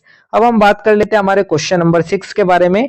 क्वेश्चन नंबर 6 में हमसे पूछा गया examine the contribution and relevance of Thiruvalluvar in ancient Indian political thought. यानी कि प्राचीन भारतीय राजनीतिक चिंतन में जो तिरुवल्लुवर का योगदान है और उसकी प्रासंगिकता है उसको हमें बताना है।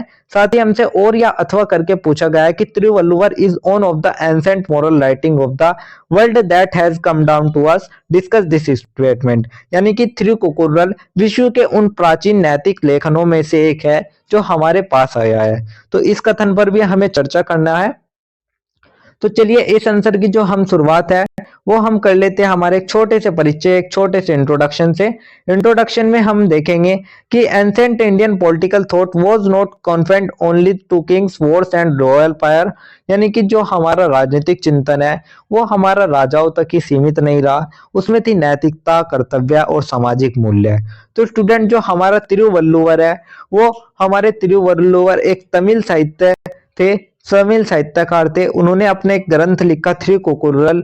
उसमें उन्होंने अपने राजनीति, समाज, राज्य शासन और नैतिकता से संबंधित जो दोहे थे उनको उन्होंने प्रस्तुत किया। और ये केवल एक धार्मिक या नैतिक ग्रंथ ही नहीं था, ये था एक लोकतांत्रिक, मानवीय और न्यायपूर्ण शासन पद्धति का मार्गदर्शक। तो यही था हमारा एक छोटा सा इंट्रोडक्शन, एक छोटी सी भूमिका। इसके बाद जो हमारा नेक्स्ट पार्ट आता है वो हमारा मुख्य भाग यानी कि हमारा मेन बॉडी का आता है। तो अब हम बात कर लेते हैं हमारे मेन बॉडी के बारे में। मेन बॉडी में हम सबसे पहले बात करेंगे student introduction of Thiruvalluvar and structure of Thirukkural. यानी कि तिरुवल्लुवर का परिचय व त्रिकुकुरल की संरचना हम देखेंगे। तो स्टूडेंट, जो हमारा त्रिकुकुरल है इसमें हमारे टोटल 1300 दोहे हैं और इसमें 3 भाग है। तो 3 भाग में जो सबसे पहला आता है वो आता है आराम, यानी कि धर्म नीति, यानी कि अच्छा जीवन कैसे जिए। सेकंड आता है पोरुल, यानी कि राजनीति, समाज, राज्य व्यवस्था कैसे चले। थर्ड हमारा आता है इनब, यानी कि प्रेम गृहस्थ जीवन, जो हमारा प्रेम गृहस्थ है ये कैसे चले। तो स्टूडेंट, ये जो हमारा पोरुल है ये हमारे राजनीतिक चिंतन का आधार बन जाता है। तो यही था हमारा परिचय व त्रिकुकुरल की संरचना। इसके बाद जो हमारा नेक्स्ट टॉपिक आता है वो हमारा आता है की elements of Thiruvalluvar political thought, यानी कि तिरुवल्लुवर के राजनीतिक चिंतन के मुख्य तत्व। तो स्टूडेंट, इसमें हमारा जो सबसे पहले आता है वो आता है इथिकल कॉन्सेप्ट ऑफ किंगशिप, यानी कि राजत्व की नैतिक अवधारणा।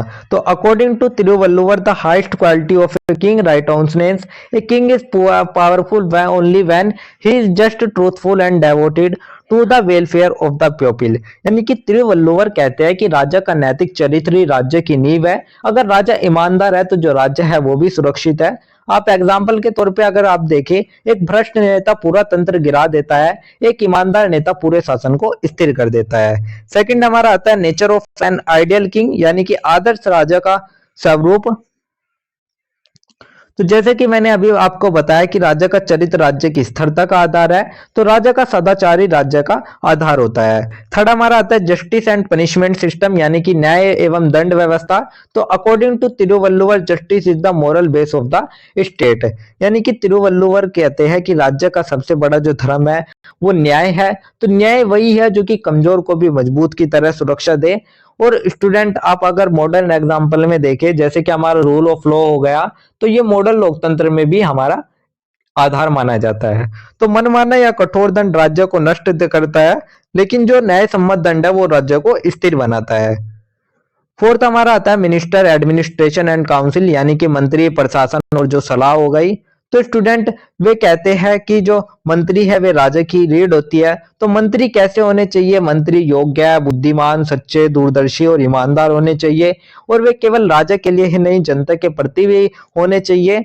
तो स्टूडेंट अगर राजा आंखें है तो मंत्री जो है वो उनका चश्मा है, जो चीजों को साफ साफ देखने में मदद करता है। तो स्टूडेंट तिरुवल्लुवर कहते हैं कि राज्य को ऐसे सलाहकार चुनने चाहिए जो सत्य बोले, राज्य हित को सर्वोपरि रखे और दूरदर्शिता से निर्णय ले। फिफ्थ हमारा आता है इकोनॉमिक पॉलिसी एंड टैक्सेशन, यानी कि अर्थनीति और कर व्यवस्था। तो स्टूडेंट कर ऐसा होना चाहिए जो जनता पर बोझ ना हो। तो तिरुवल्लुवर कहते हैं कि कर ऐसे लो जैसे फल तोड़ने वाला पेड़ को हिलाता है, प्रजा को चोट पहुंचाए बिना। तो अगर आप आज के समय में fair taxation, GST reforms, welfare schemes, तो सब इसी सोच के आधार पर हमारे चलते आए। तो प्रजा पर अनावश्यक कर लगाना, धन संचय करना, ये कोई भी उचित नहीं माना जाता। सिक्स्थ आता है फॉरेन पॉलिसी एंड कॉन्डक्ट, जैसे कि विदेश नीति और आचरण। तो स्टूडेंट तो जो राज्य है उसको शांतिपूर्ण, सहअस्तित्व, नैतिकता के आधार पर संबंध बनाए रखने चाहिए, और राज्य को युद्ध की जगह जो संवाद है उसको प्राथमिकता देनी चाहिए।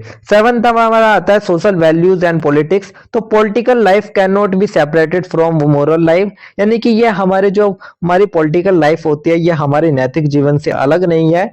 तो राजनीति को मानवता, समानता, सहयोग और करुणा पर आधारित होना चाहिए। तो स्टूडेंट यही था हमारा तिरुवल्लुवर के राजनीतिक चिंतन के मुख्य तत्व। इसके बाद जो हमारा नेक्स्ट टॉपिक आता है वो हमारा आता है literally excellence and unique feature of Thirukkural, यानी कि तिरुकुकुरल की विशेषताओं के बारे में हम बात कर लेते हैं। तो सबसे पहला इसमें आता है सिंपल लैंग्वेज, यानी कि सरल भाषा, गहन अर्थ। तो सरल भाषा में गहरी बात की गई है, दो लाइन के दोहे लेकिन उनमें पूरी नैतिक दुनिया समाई हुई है। तो स्टूडेंट सेकंड आता है सेक्युलर नेचर, यानी कि धर्मनिरपेक्षता। तो धर्मनिरपेक्षता सार्वभौमिक है, न किसी देवता का नाम, न किसी धर्म का दबाव, बस मानव मूल्य की इसमें बात की गई है। थर्ड आता है प्रैक्टिकल अप्रोच, यानी कि व्यवहारिकता। तो स्टूडेंट राजनीति, नैतिकता एक साथ दिए गए हैं। तो तिरुवल्लुवर कहते हैं कि नैतिकता के बिना जो राजनीति है वो शून्य है। तो आज भी यूनाइटेड नेशन और दुनिया के कई देशों में तिरुकुकुरल की जो किताबें हैं उसमें ये शामिल किया गया है। तो student universal manual for good life and good governance की बात इसमें की जाती है। तो फोर्थ हमारा आता है ए मॉडल ऑफ मॉरल पॉलिटिक्स, यानी कि राजनीतिक नैतिक का आदर्श मॉडल। तो जहां पर राजनीति जो है वो शक्ति नहीं बल्कि नैतिकता और जनसेवा पर आधारित है। तो स्टूडेंट यही थे हमारे तिरुवल्लुवर की रचनाकारिता एवं तिरुकुरल की विशेषताएं।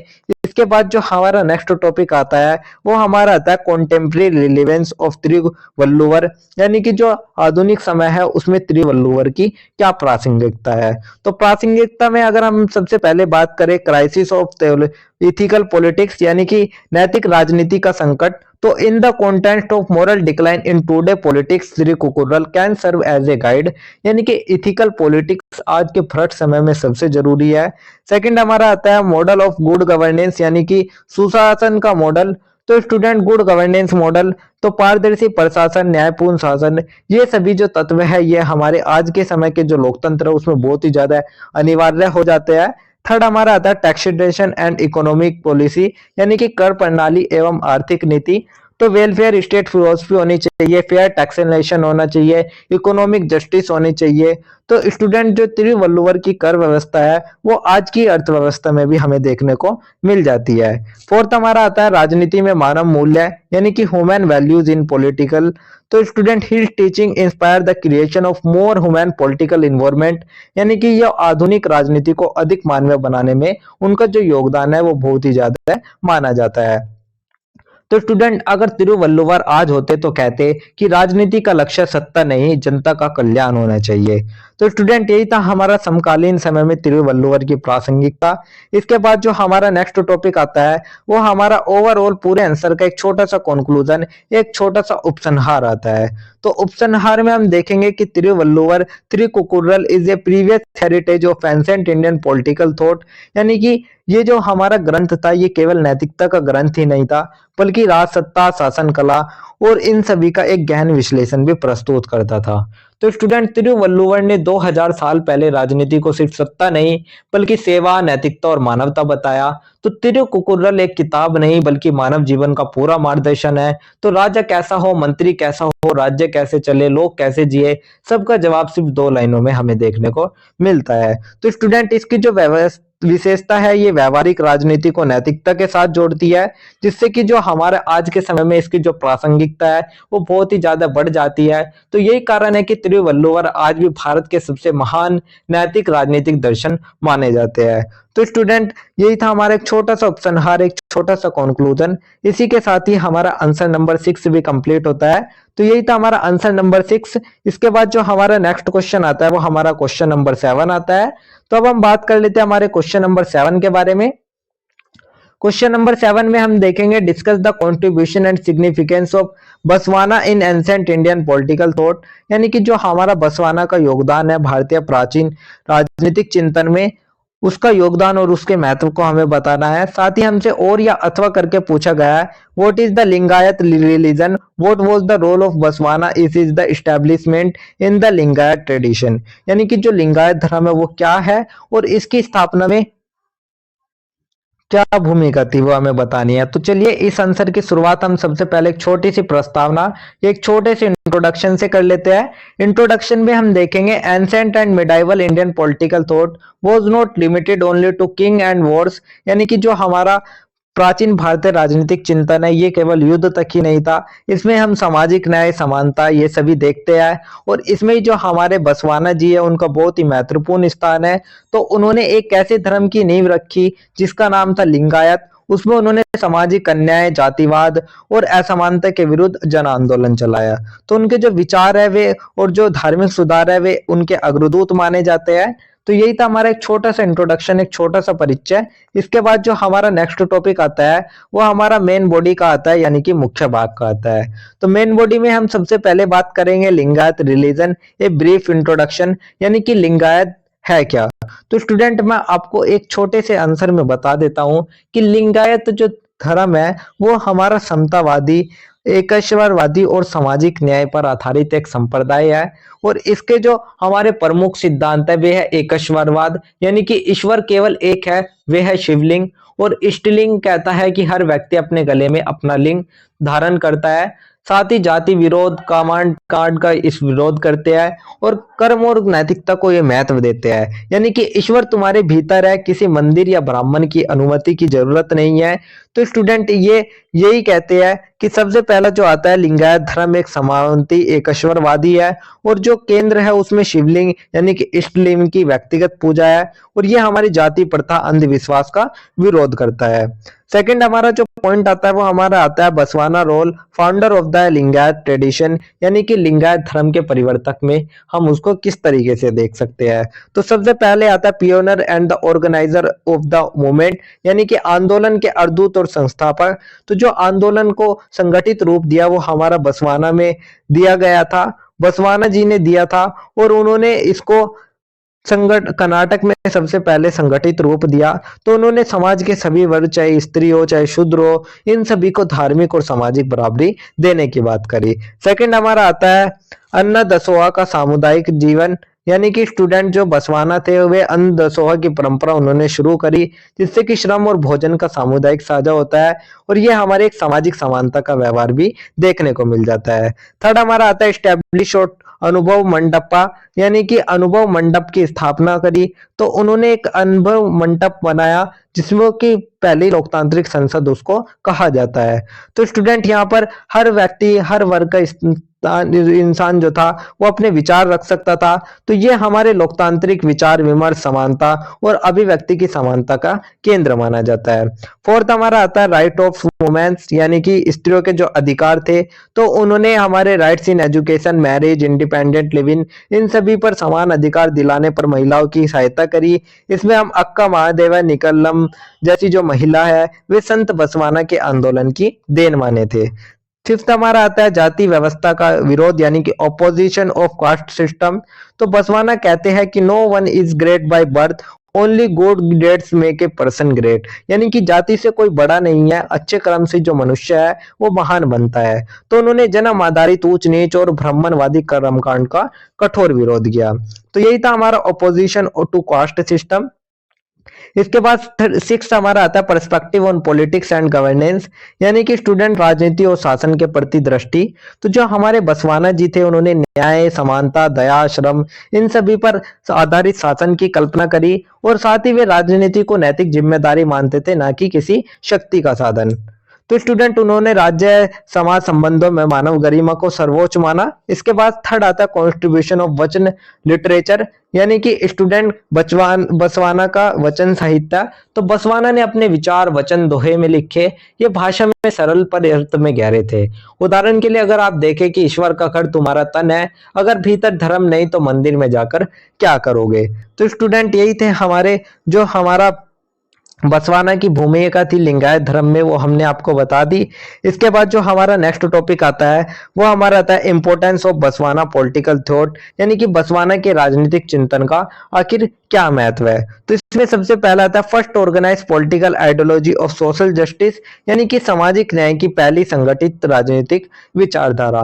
तो आज भी जातिगत भेदभाव मजबूत है और बसवाना का जो संदेश है वो आज भी प्रासंगिक माना जाता है कि जो उनका संदेश है वो सामाजिक सुधार को राज्य व्यवस्था से गहराई से जोड़ता है। सेकंड हमारा आता है डेवलपमेंट ऑफ डेमोक्रेटिक ट्रेडिशन, यानी कि जो हमारा अनुभव मंडप था वो हमारी पहली संगठित संस्था थी। इसमें समानता, स्वतंत्रता, भागीदारी ये सभी हमें देखने को मिलती है। थर्ड आता है एडवोकेसी ऑफ मोरल पॉलिटिक्स, यानी कि नैतिक राजनीति का प्रतिपादन। तो Basavanna emphasis using power of morality and public welfare, यानी कि बसवाना ने सत्ता को नैतिकता और जन कल्याण के लिए देखा और उनकी जो राजनीति थी वो लोभ, हिंसा और भेदभाव के विरोध में थी। फोर्थ हमारा आता है डाइजेनिटी ऑफ लेबर, यानी कि श्रम की प्रतिष्ठा। तो स्टूडेंट उन्होंने श्रम को ईश्वर का सेवा बताया और आधुनिक जो श्रम न्याय है वो हमारा इसी के अनुरूप माना जाता है। फिफ्थ हमारा आता है रिलीवेंस इन मॉडर्न इंडिया, यानी कि आधुनिक भारत में इनकी क्या प्रासंगिकता है। तो आज के समय में अगर हम देखें जातिवाद, भ्रष्टाचार, तो ये सभी हमारे इनमें जो बसवाना के विचार है वे बहुत ही ज्यादा प्रासंगिक हो जाते हैं। तो स्टूडेंट वे समानता मूलक समाज, न्यायपूर्ण शासन और लोकतांत्रिक राजनीति की राह में दिखाते हैं। तो स्टूडेंट यही था हमारा बसवाना के राजनीतिक चिंतन का महत्व। इसके बाद जो हमारा नेक्स्ट टॉपिक आता है वो हमारा एक पूरे आंसर का छोटा सा उपसंहार या छोटा सा कंक्लूजन आता है। कंक्लूजन में स्टूडेंट हम देखेंगे कि जो हमारे बसवाना थे वे केवल संत ही नहीं थे, वे क्रांतिकारी नेता थे। उनकी सोच समानता, न्याय, श्रम का सम्मान, महिला अधिकार, जाति विरोध, लोकतंत्र आज भी हमें रास्ता दिखाती है। तो स्टूडेंट बसवाना के विचार आज भी समकालीन समाज और राजनीति के लिए प्रेरक माने जाते हैं और यही कारण है कि बसवाना का जो लिंगायत आंदोलन है वो भारत के इतिहास में सामाजिक राजनीतिक परिवर्तन की सबसे बड़ी धारा मानी जाती है। तो स्टूडेंट यही था हमारा एक छोटा सा निष्कर्ष, एक छोटा सा उपसंहार, जिसी के साथ ही हमारा आंसर नंबर 7 भी कंप्लीट होता है।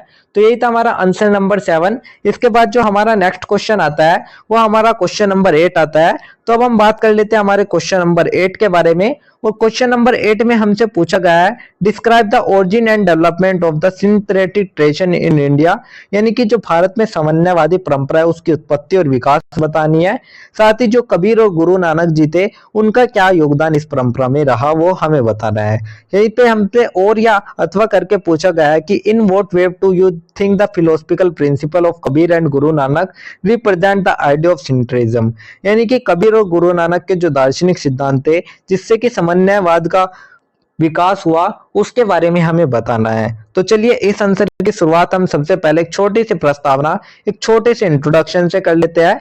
इंट्रोडक्शन में हम देखेंगे Indian cultural and social structure has always been diverse, यानी कि जो भारत की बनावट है वो हमारा देश विविधतापूर्ण है, यहाँ पर अनेक धर्म हमें देखने को मिल जाते हैं। तो यहीं पर जो हमारे प्रमुख स्तंभ मिले दो वे थे कबीर और गुरु नानक। उन्होंने इस परंपरा को बहुत ही ज्यादा आगे पहुंचाया और साथ ही भेदभाव को खारिज कर मानवता के सार्वभौमिक मूल्य स्थापित किए। तो यही था हमारा एक छोटा सा इंट्रोडक्शन, एक छोटी सी प्रस्तावना। इसके बाद जो हमारा नेक्स्ट टॉपिक आता है वो हमारा मुख्य भाग या हमारे मेन बॉडी का आता है। तो मेन बॉडी में हम सबसे पहले बात करेंगे हमारे सिंक्रेटिक ट्रेडिशन यानी कि समन्वयवादी परंपरा के उत्पत्ति और उसके स्वरूप के बारे में यानी कि ओरिजिन एंड नेचर के बारे में। तो सबसे पहले आता है हिस्टोरिकल बैकग्राउंड यानी कि ऐतिहासिक पृष्ठभूमि। तो स्टूडेंट भारत में जो हिंदू, बौद्ध यानी कि जो बहुत सारे धर्म थे, इन सभी धर्म से एक धार्मिक धारा एक दूसरे से संपर्क में आई और तभी जो जाति व्यवस्था, सामाजिक तनाव थे, उस समय एक आध्यात्मिक आंदोलन ने जन्म लिया। तो ऐतिहासिक पृष्ठभूमि हमारी यही थी। इसकी विशेषता ही क्या थी? विशेषता थी यूनिटी ऑफ गॉड यानी कि ईश्वर की एकता, एकश्वरवाद, जाति और धर्म के आधार पर भेदभाव का विरोध, प्रेम, भक्ति और ज्ञान की मुक्ति का मार्ग, लोक भाषा का उपयोग ताकि संदेश जनता तक पहुंच सके। तो ये इसकी मुख्य विशेषताएं थी। सेकंड थर्ड हमारा आता है विकास के प्रमुख स्रोत यानी कि मेजर सोर्सेस ऑफ डेवलपमेंट। तो जो हमारे विभिन्न प्रकार के जो आंदोलन हुए जैसे कि सूफी आंदोलन, भक्ति आंदोलन, तो इन सभी से भाषाई एवं सांस्कृतिक संपर्क बढ़ा और इन्होंने सांस्कृतिक धार्मिक समन्वय को भी मजबूत किया। तो स्टूडेंट यही था हमारा समन्वयवादी परंपरा, उत्पत्ति और स्वरूप। इसके बाद जो हमारा नेक्स्ट टॉपिक आता है वो हमारा आता है कबीर ए मोजर रिप्रेजेंटेटिव ऑफ सेंट्रेटिक ट्रेडिशन यानी कि कबीर का सामान्यवादी परंपरा के प्रमुख प्रतिनिधि के रूप में हम समझ लेते हैं। तो सबसे पहला आता है ए सेंट वो broke the Hindu Islamic divide यानी कि कबीर कहते थे कि मोको काहे ढूंढो रे बंदे, मैं तो तेरे पास में। वे कहते थे ना मैं हिंदू हूं ना मैं मुसलमान हूं, मैं सिर्फ इंसान हूं। तो कबीर के दोहे अगर आप देखें, कंकर पत्थर जोड़ी के मस्जिद लई बनाए, ता चढ़ी मुल्ला बांग दे क्या बहुरा खुदा है। तो यह धार्मिक कमांड के और कट्टरता का विरोध करते थे। सेकंड आता है rejection of caste and social discrimination यानी कि जाति और सामाजिक भेदभाव का खंडन इन्होंने किया। तो उन्होंने सभी को ऊंच नीच से हटाया और उन्होंने सहज योग सभी के लिए समान रूप से उपलब्ध कराया। सेकंड आता है थर्ड आता है opposition of idolatry and rituals यानी कि मूर्ति पूजा और कर्म कांड का विरोध। तो कबीर कहते थे कि ईश्वर को बाहर मत ढूंढो, वह सभी के भीतर है, आप उसको अपने मन में देखो। फोर्थ आता है लोकल एंड सिंपल लैंग्वेज यानी कि लोक भाषा साधारण और जन सुलभ। तो कबीर ने ऐसी भाषा चुनी जो कि हिंदू और मुसलमान दोनों समझ सके, जो कि उनकी भाषा थी सदू ककड़ी। तो सदू ककड़ी भाषा ने दोनों समुदाय को जोड़ा। फिफ्थ आता है synthesis of Sant and Sufi traditions यानी कि संत सूफी समन्वय का प्रतिनिधित्व। तो स्टूडेंट कबीर की आध्यात्मिकता सूफी भक्ति और तस्वुक दोनों से प्रभावित थी। तो सगुण निर्गुण का उसमें मिलन था, प्रेम पर आधारित भक्ति थी, गुरु शिष्य परंपरा उसमें देखने को मिली, साथ ही ध्यान और आत्म अनुभूति उसमें देखने को मिली। तो स्टूडेंट कबीर का जो थे वे थे संत परंपरा और सूफी तसव्वुफ का जीवन का एक मिश्रण थे। तो यही थे हमारे कबीर। इसके बाद जो हमारा नेक्स्ट टॉपिक आता है वो गुरु नानक को आता है, जो कि हम उनको एक पिलर के रूप में देखेंगे समन्वयवाद के और सामाजिक सुधार के। तो इसमें हम सबसे पहले बात करते हैं हमारे यूनिटी ऑफ गॉड यानी कि ईश्वर की एकता के बारे में। तो स्टूडेंट गुरु नानक एक ओंकार यानी कि कहते हैं कि ईश्वर एक है। तो ये जो विचार था यह न सिर्फ हिंदू वेदांत से मेल खाता है बल्कि इस्लाम के तौहीद सिद्धांत से भी ये मेल खाता है। सेकंड आता है opposition to caste and inequality यानी कि समानता और जाति प्रतिरोध। तो स्टूडेंट गुरु नानक ने पुकार लगाई न कोई हिंदू न कोई मुसलमान, मनुष्य की पहचान उसके कर्म से है। तो सभी मनुष्य की समान गरिमा में विश्वास सिख धर्म की एक मूल धारा है। थर्ड हमारा आता है ओपोजिशन टू रिलीजन हाइपोसिटी यानी कि धार्मिक पाखंड का उन्होंने विरोध किया। उन्होंने कहा कि उन्होंने तीर्थ उपवास जो ये थे उन सभी को आवश्यक नहीं माना। उन्होंने कहा कि जो सच्ची भक्ति है वो ईमानदार जीवन जीना, कर्म और सत्य की राह पर चलना है। फोर्थ आता है नाम जपना, किरत करना, वंद चकना यानी कि जो हमारा आध्यात्मिकता, श्रम और सामाजिक समानता का त्रिपथ है और ये इन्होंने सभी के लिए सरल आध्यात्मिक मार्ग इसको इन्होंने माना। तो स्टूडेंट ये एक ऐसा मॉडल था जिसमें भक्ति, परिश्रम, सामाजिक समानता तीनों एक साथ चलते थे। फिफ्थ आता है हमारा हिंदू मुस्लिम हार्मोनी यानी कि स्टूडेंट वे कहते हैं कि ना कोई हिंदू है ना कोई मुसलमान, सब एक ही परमात्मा की संतान है। तो स्टूडेंट ये हमारा सीधा सीधा समन्वयवादी विचार है। सिक्स्थ हमारा आता है ट्रेडिशन ऑफ संगत एंड पंगत यानी कि संगत उन्होंने बताया कि सामूहिक आध्यात्मिक सभा और पंगत को बताया उन्होंने लंगर यानी कि सभी धर्मों और सभी लोगों का एक साथ बैठकर भोजन करना। तो ये हमारी सामाजिक समता की एक क्रांतिकारी परंपरा थी। तो स्टूडेंट यही थे हमारे गुरु नानक जी, एक प्रमुख स्तंभ के रूप में समन्वयवाद के। इसके बाद जो हमारा नेक्स्ट टॉपिक आता है वो हमारा आता है कबीर और नानक के विचार किस प्रकार सिक्रेटिज्म का प्रतिनिधित्व करते हैं। तो इसमें सबसे पहला आता है शेयर मोनेथिज्म, यानी कि एक ईश्वरवाद का साझा रूप। वे कहते हैं कि ईश्वर निराकार और सर्वव्यापी है। सेकंड आता है रिजेक्शन ऑफ रिलीजन ऑर्थोडॉक्सी, यानी कि धार्मिक कट्टरता का विरोध। तो दोनों ने ही जो हिंदू मुस्लिम संघर्ष है उसको खारिज किया। थर्ड आता है ह्यूमैनिज्म, यानी कि मानवतावाद। तो धर्म से ऊपर मनुष्य है और उसकी गरिमा है। फोर्थ आता है यूज ऑफ लोकल लैंग्वेज, यानी कि लोक भाषा का दोनों ने ही उपयोग किया। फिफ्थ आता है एंटी रिट्यूजम, यानी कि कर्मकांड उन्होंने विरोध किए। सिक्स्थ आता है सोशल रिफॉर्म, यानी कि समाज सुधार, जैसे कि जाति प्रथा भेदभाव। सेवंथ आता है fusion of Sant Sufi traditions, यानी कि संत सूफी परंपरा का संयोजन। तो आध्यात्मिक और प्रेम का साझा आधार उन्होंने रखा। तो स्टूडेंट यही सभी कारण थे कि जो दोनों संत है वे समन्वयवाद के सशक्त प्रतीक बनते हुए दिखाई देते हैं। तो यही थे हमारे कबीर और नानक के विचार। इसके बाद जो हमारा नेक्स्ट टॉपिक आता है वो हमारा ओवरऑल पूरे आंसर का एक छोटा सा उपसंहार, एक छोटा सा कंक्लूजन आता है। कंक्लूजन में हम देखेंगे the synthetic tradition of India developed through centuries of religion and cultural interaction, यानी कि स्टूडेंट कि जो कबीर थे उन्होंने करगे से जो आवाज उठाई और गुरु नानक ने यात्राओं से जो संदेश दिया वह सिर्फ धार्मिक शिक्षा नहीं बल्कि मानवता का संविधान था। तो इन दोनों ने दुनिया को सिखाया कि धर्म हमें बांटता नहीं, हमारा व्यवहार बांटता है। ईश्वर एक है, मानव एक है और प्रेम ही सबसे बड़ा सत्य है। तो स्टूडेंट यही है भारत की समन्वयवादी परंपरा और यही है कबीर और गुरु नानक की अमर विरासत। तो उन्होंने दिखाया कि धर्म का लक्ष्य विभाजन नहीं बल्कि एकता, प्रेम, सत्य है। और उनका जो दर्शन है वो आज भी धार्मिक सद्भाव, सामाजिक समानता, इन सभी के लिए प्रेरणा स्रोत है। तो स्टूडेंट यही था हमारा एक छोटा सा निष्कर्ष, एक छोटा सा उपसंहार, जिसके साथ ही हमारा आंसर नंबर 8 भी कंप्लीट होता है। तो यही था हमारा आंसर नंबर 8। इसके बाद जो हमारा नेक्स्ट क्वेश्चन आता है वो हमारा क्वेश्चन नंबर 9 आता है। तो अब हम बात कर लेते हैं हमारे क्वेश्चन नंबर 9 के बारे में। क्वेश्चन नंबर 9 में हमसे पूछा गया है discuss the major perception of Shankaracharya Advaita philosophy, यानी कि शंकराचार्य के अद्वैत दर्शन के प्रमुख प्रस्तावों की हमें चर्चा करनी है। साथ ही हमसे और करके पूछा गया है discuss and analyse the contribution of आदि शंकराचार्य ऑफ हिंदी फिलोसफी, यानी कि आदि शंकराचार्य का योगदान क्या था हिंदी दर्शन में। तो चलिए इस आंसर की शुरुआत हम सबसे पहले एक छोटी सी प्रस्तावना, एक छोटे से इंट्रोडक्शन से कर लेते हैं।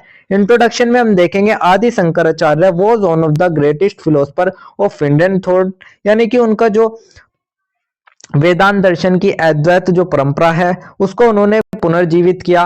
और उनका अद्वैत एक केवल दार्शनिक नहीं था बल्कि आध्यात्मिकता और ब्रह्मांड से गहन विश्लेषण था। तो यही था हमारा एक छोटा सा इंट्रोडक्शन, एक छोटी सी प्रस्तावना। इसके बाद जो हमारा नेक्स्ट टॉपिक आता है वो हमारा मेन बॉडी यानी कि मुख्य भाग का आता है। मुख्य भाग में हम सबसे पहले बात करेंगे major postulation principle of Advaita philosophy. तो इसमें सबसे पहला आता है ब्रह्म एज द अल्टीमेट रियलिटी, यानी कि ब्रह्म ही परम सत्य है। तो शंकराचार्य कहते थे कि ब्रह्म सत्य है, शाश्वत, अनंत, निर्गुण, निराकार। तो जैसे समुद्र की सभी लहरें समुद्र से ही बनती है वैसे ही पूरा जगत एक ही चेतना, एक ही ब्रह्म से बना है। तो स्टूडेंट जैसे बिजली एक ही है पर बल्ब, पंखा, मोबाइल सभी में अलग रूप में दिखती है, मूल ऊर्जा एक ही है। सेकंड हमारा आता है यूनिटी ऑफ जीवा एंड ब्राह्मण, यानी कि जीव और ब्रह्म की एकता।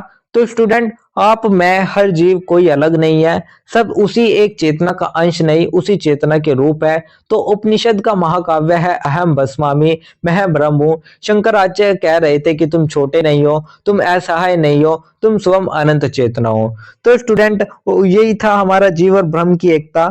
थर्ड हमारा आता है द वर्ल्ड मिथ्या, यानी कि जगत मिथ्या। तो जगत मिथ्या कहते हैं कि झूठ नहीं, तो यह सबसे गलत समझा गया सिद्धांत है। मिथ्या का अर्थ है असत्य नहीं, तो बल्कि जो स्थायी न हो, जैसे सपना, गर्म हवा का धुंधला सा भ्रम, मृग तृष्णा, वो दिखते हैं पर स्थायी नहीं होते। तो दुनिया भी बदलती रहती है इसलिए वही अंतिम सत्य नहीं है।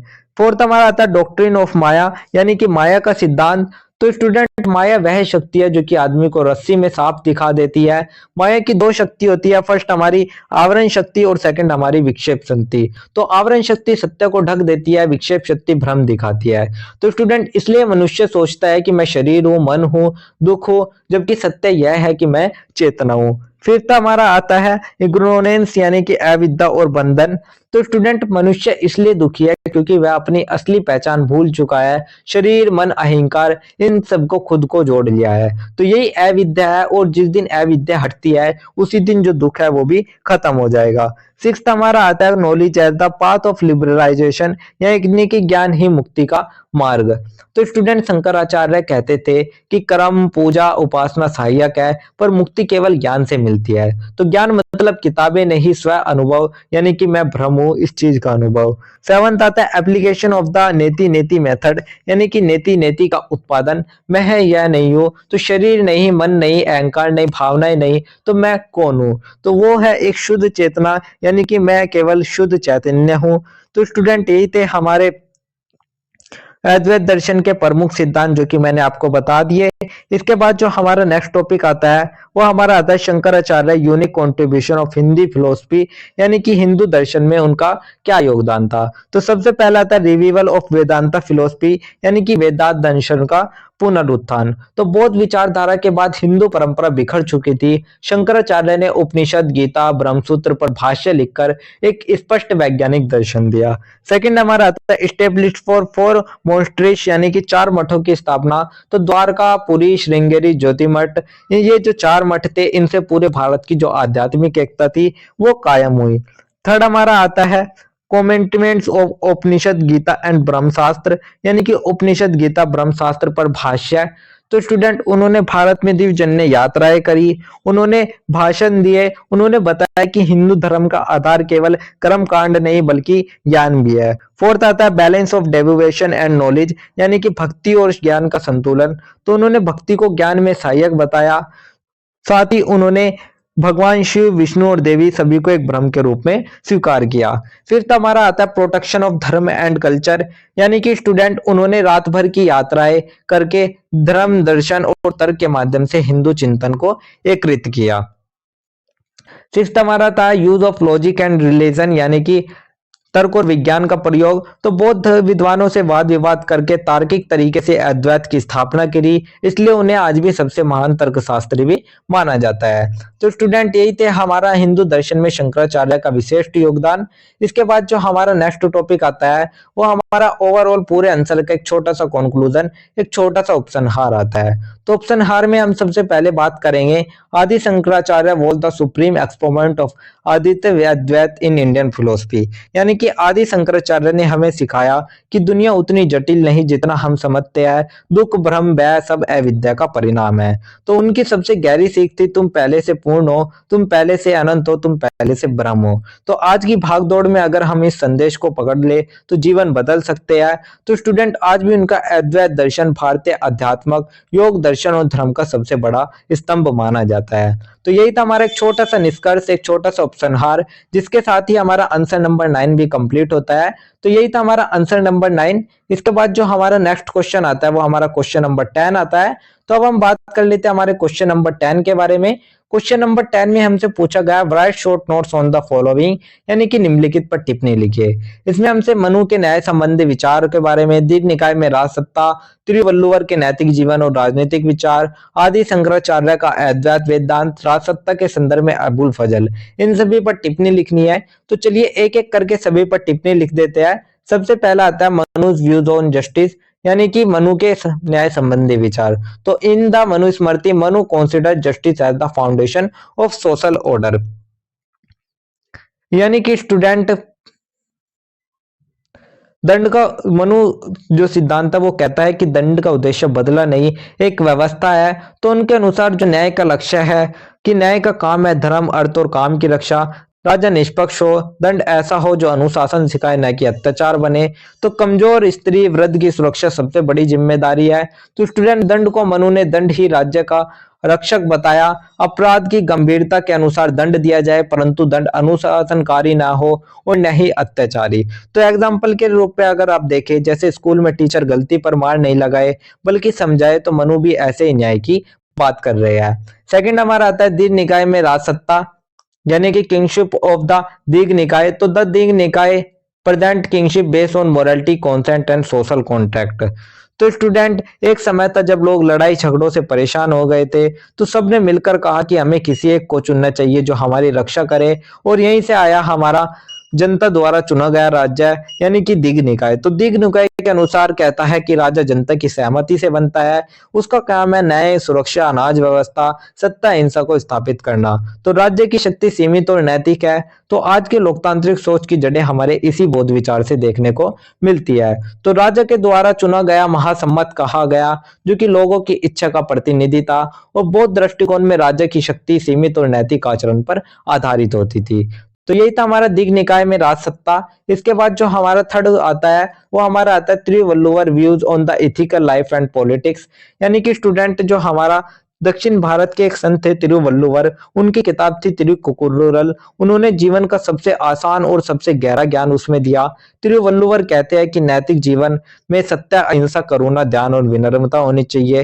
राजनीति में होना चाहिए कि न्यायप्रिय राजा हो, ईमानदार मंत्री हो। उन्होंने कहा कि राजा भी तभी तक वैध होगा जब तक वो नैतिक सिद्धांतों का पालन करेगा।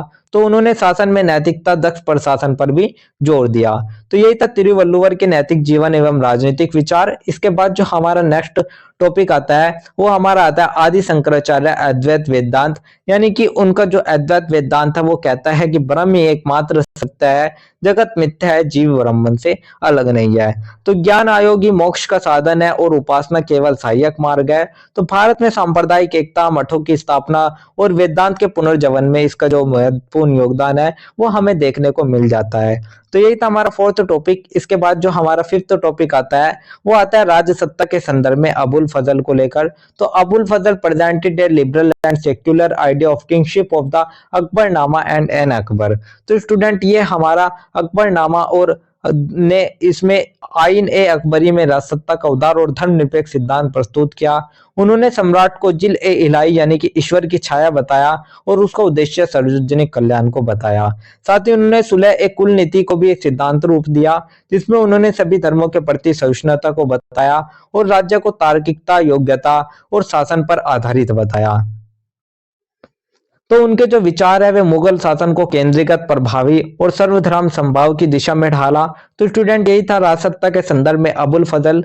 तो यही थे स्टूडेंट। इसी के साथ ही जो हमारा क्वेश्चन नंबर 10 है ये भी हमारा कंप्लीट होता है। तो स्टूडेंट ये थे हमारे ancient and medieval Indian political thought के 10 most important question with answer, जो कि डायरेक्टली एग्जाम में आने वाले हैं। तो मुझे उम्मीद है कि आपने इन्हें ध्यान से समझा होगा और अपनी एग्जाम प्रिपरेशन स्ट्रॉन्ग कर ली होगी। तो स्टूडेंट याद रखो हमारे लेक्चर बिल्कुल फ्री है, लेकिन अगर आप चाहते हो वेल ऑर्गेनाइज्ड नोट्स जो कि एग्जाम के लिए एकदम परफेक्ट है, तो बस गिवन नंबर पर मैसेज करो और अपने नोट्स सिक्योर करो। और हाँ स्टूडेंट, हर वीडियो में होता है गिव वे। तो वीडियो के बीच में पूछे गए क्वेश्चंस के आप कमेंट सेक्शन में जरूर बताइएगा और 3 लक्की विनर्स बन सकते हो आप फ्री नोट्स के। तो अगर आपको वीडियो पसंद आई हो तो लाइक, शेयर और सब्सक्राइब करना ना भूले एंड हमारा व्हाट्सएप चैनल और टेलीग्राम चैनल को फॉलो कर लीजिएगा, ताकि आपको मिलते रहे एग्जाम फोकस अपडेट और ड्यू सोल के सारे important lecture and giveaway winners. तो till then stay focus, study smart and crush your exam. All the best, see you in the next video.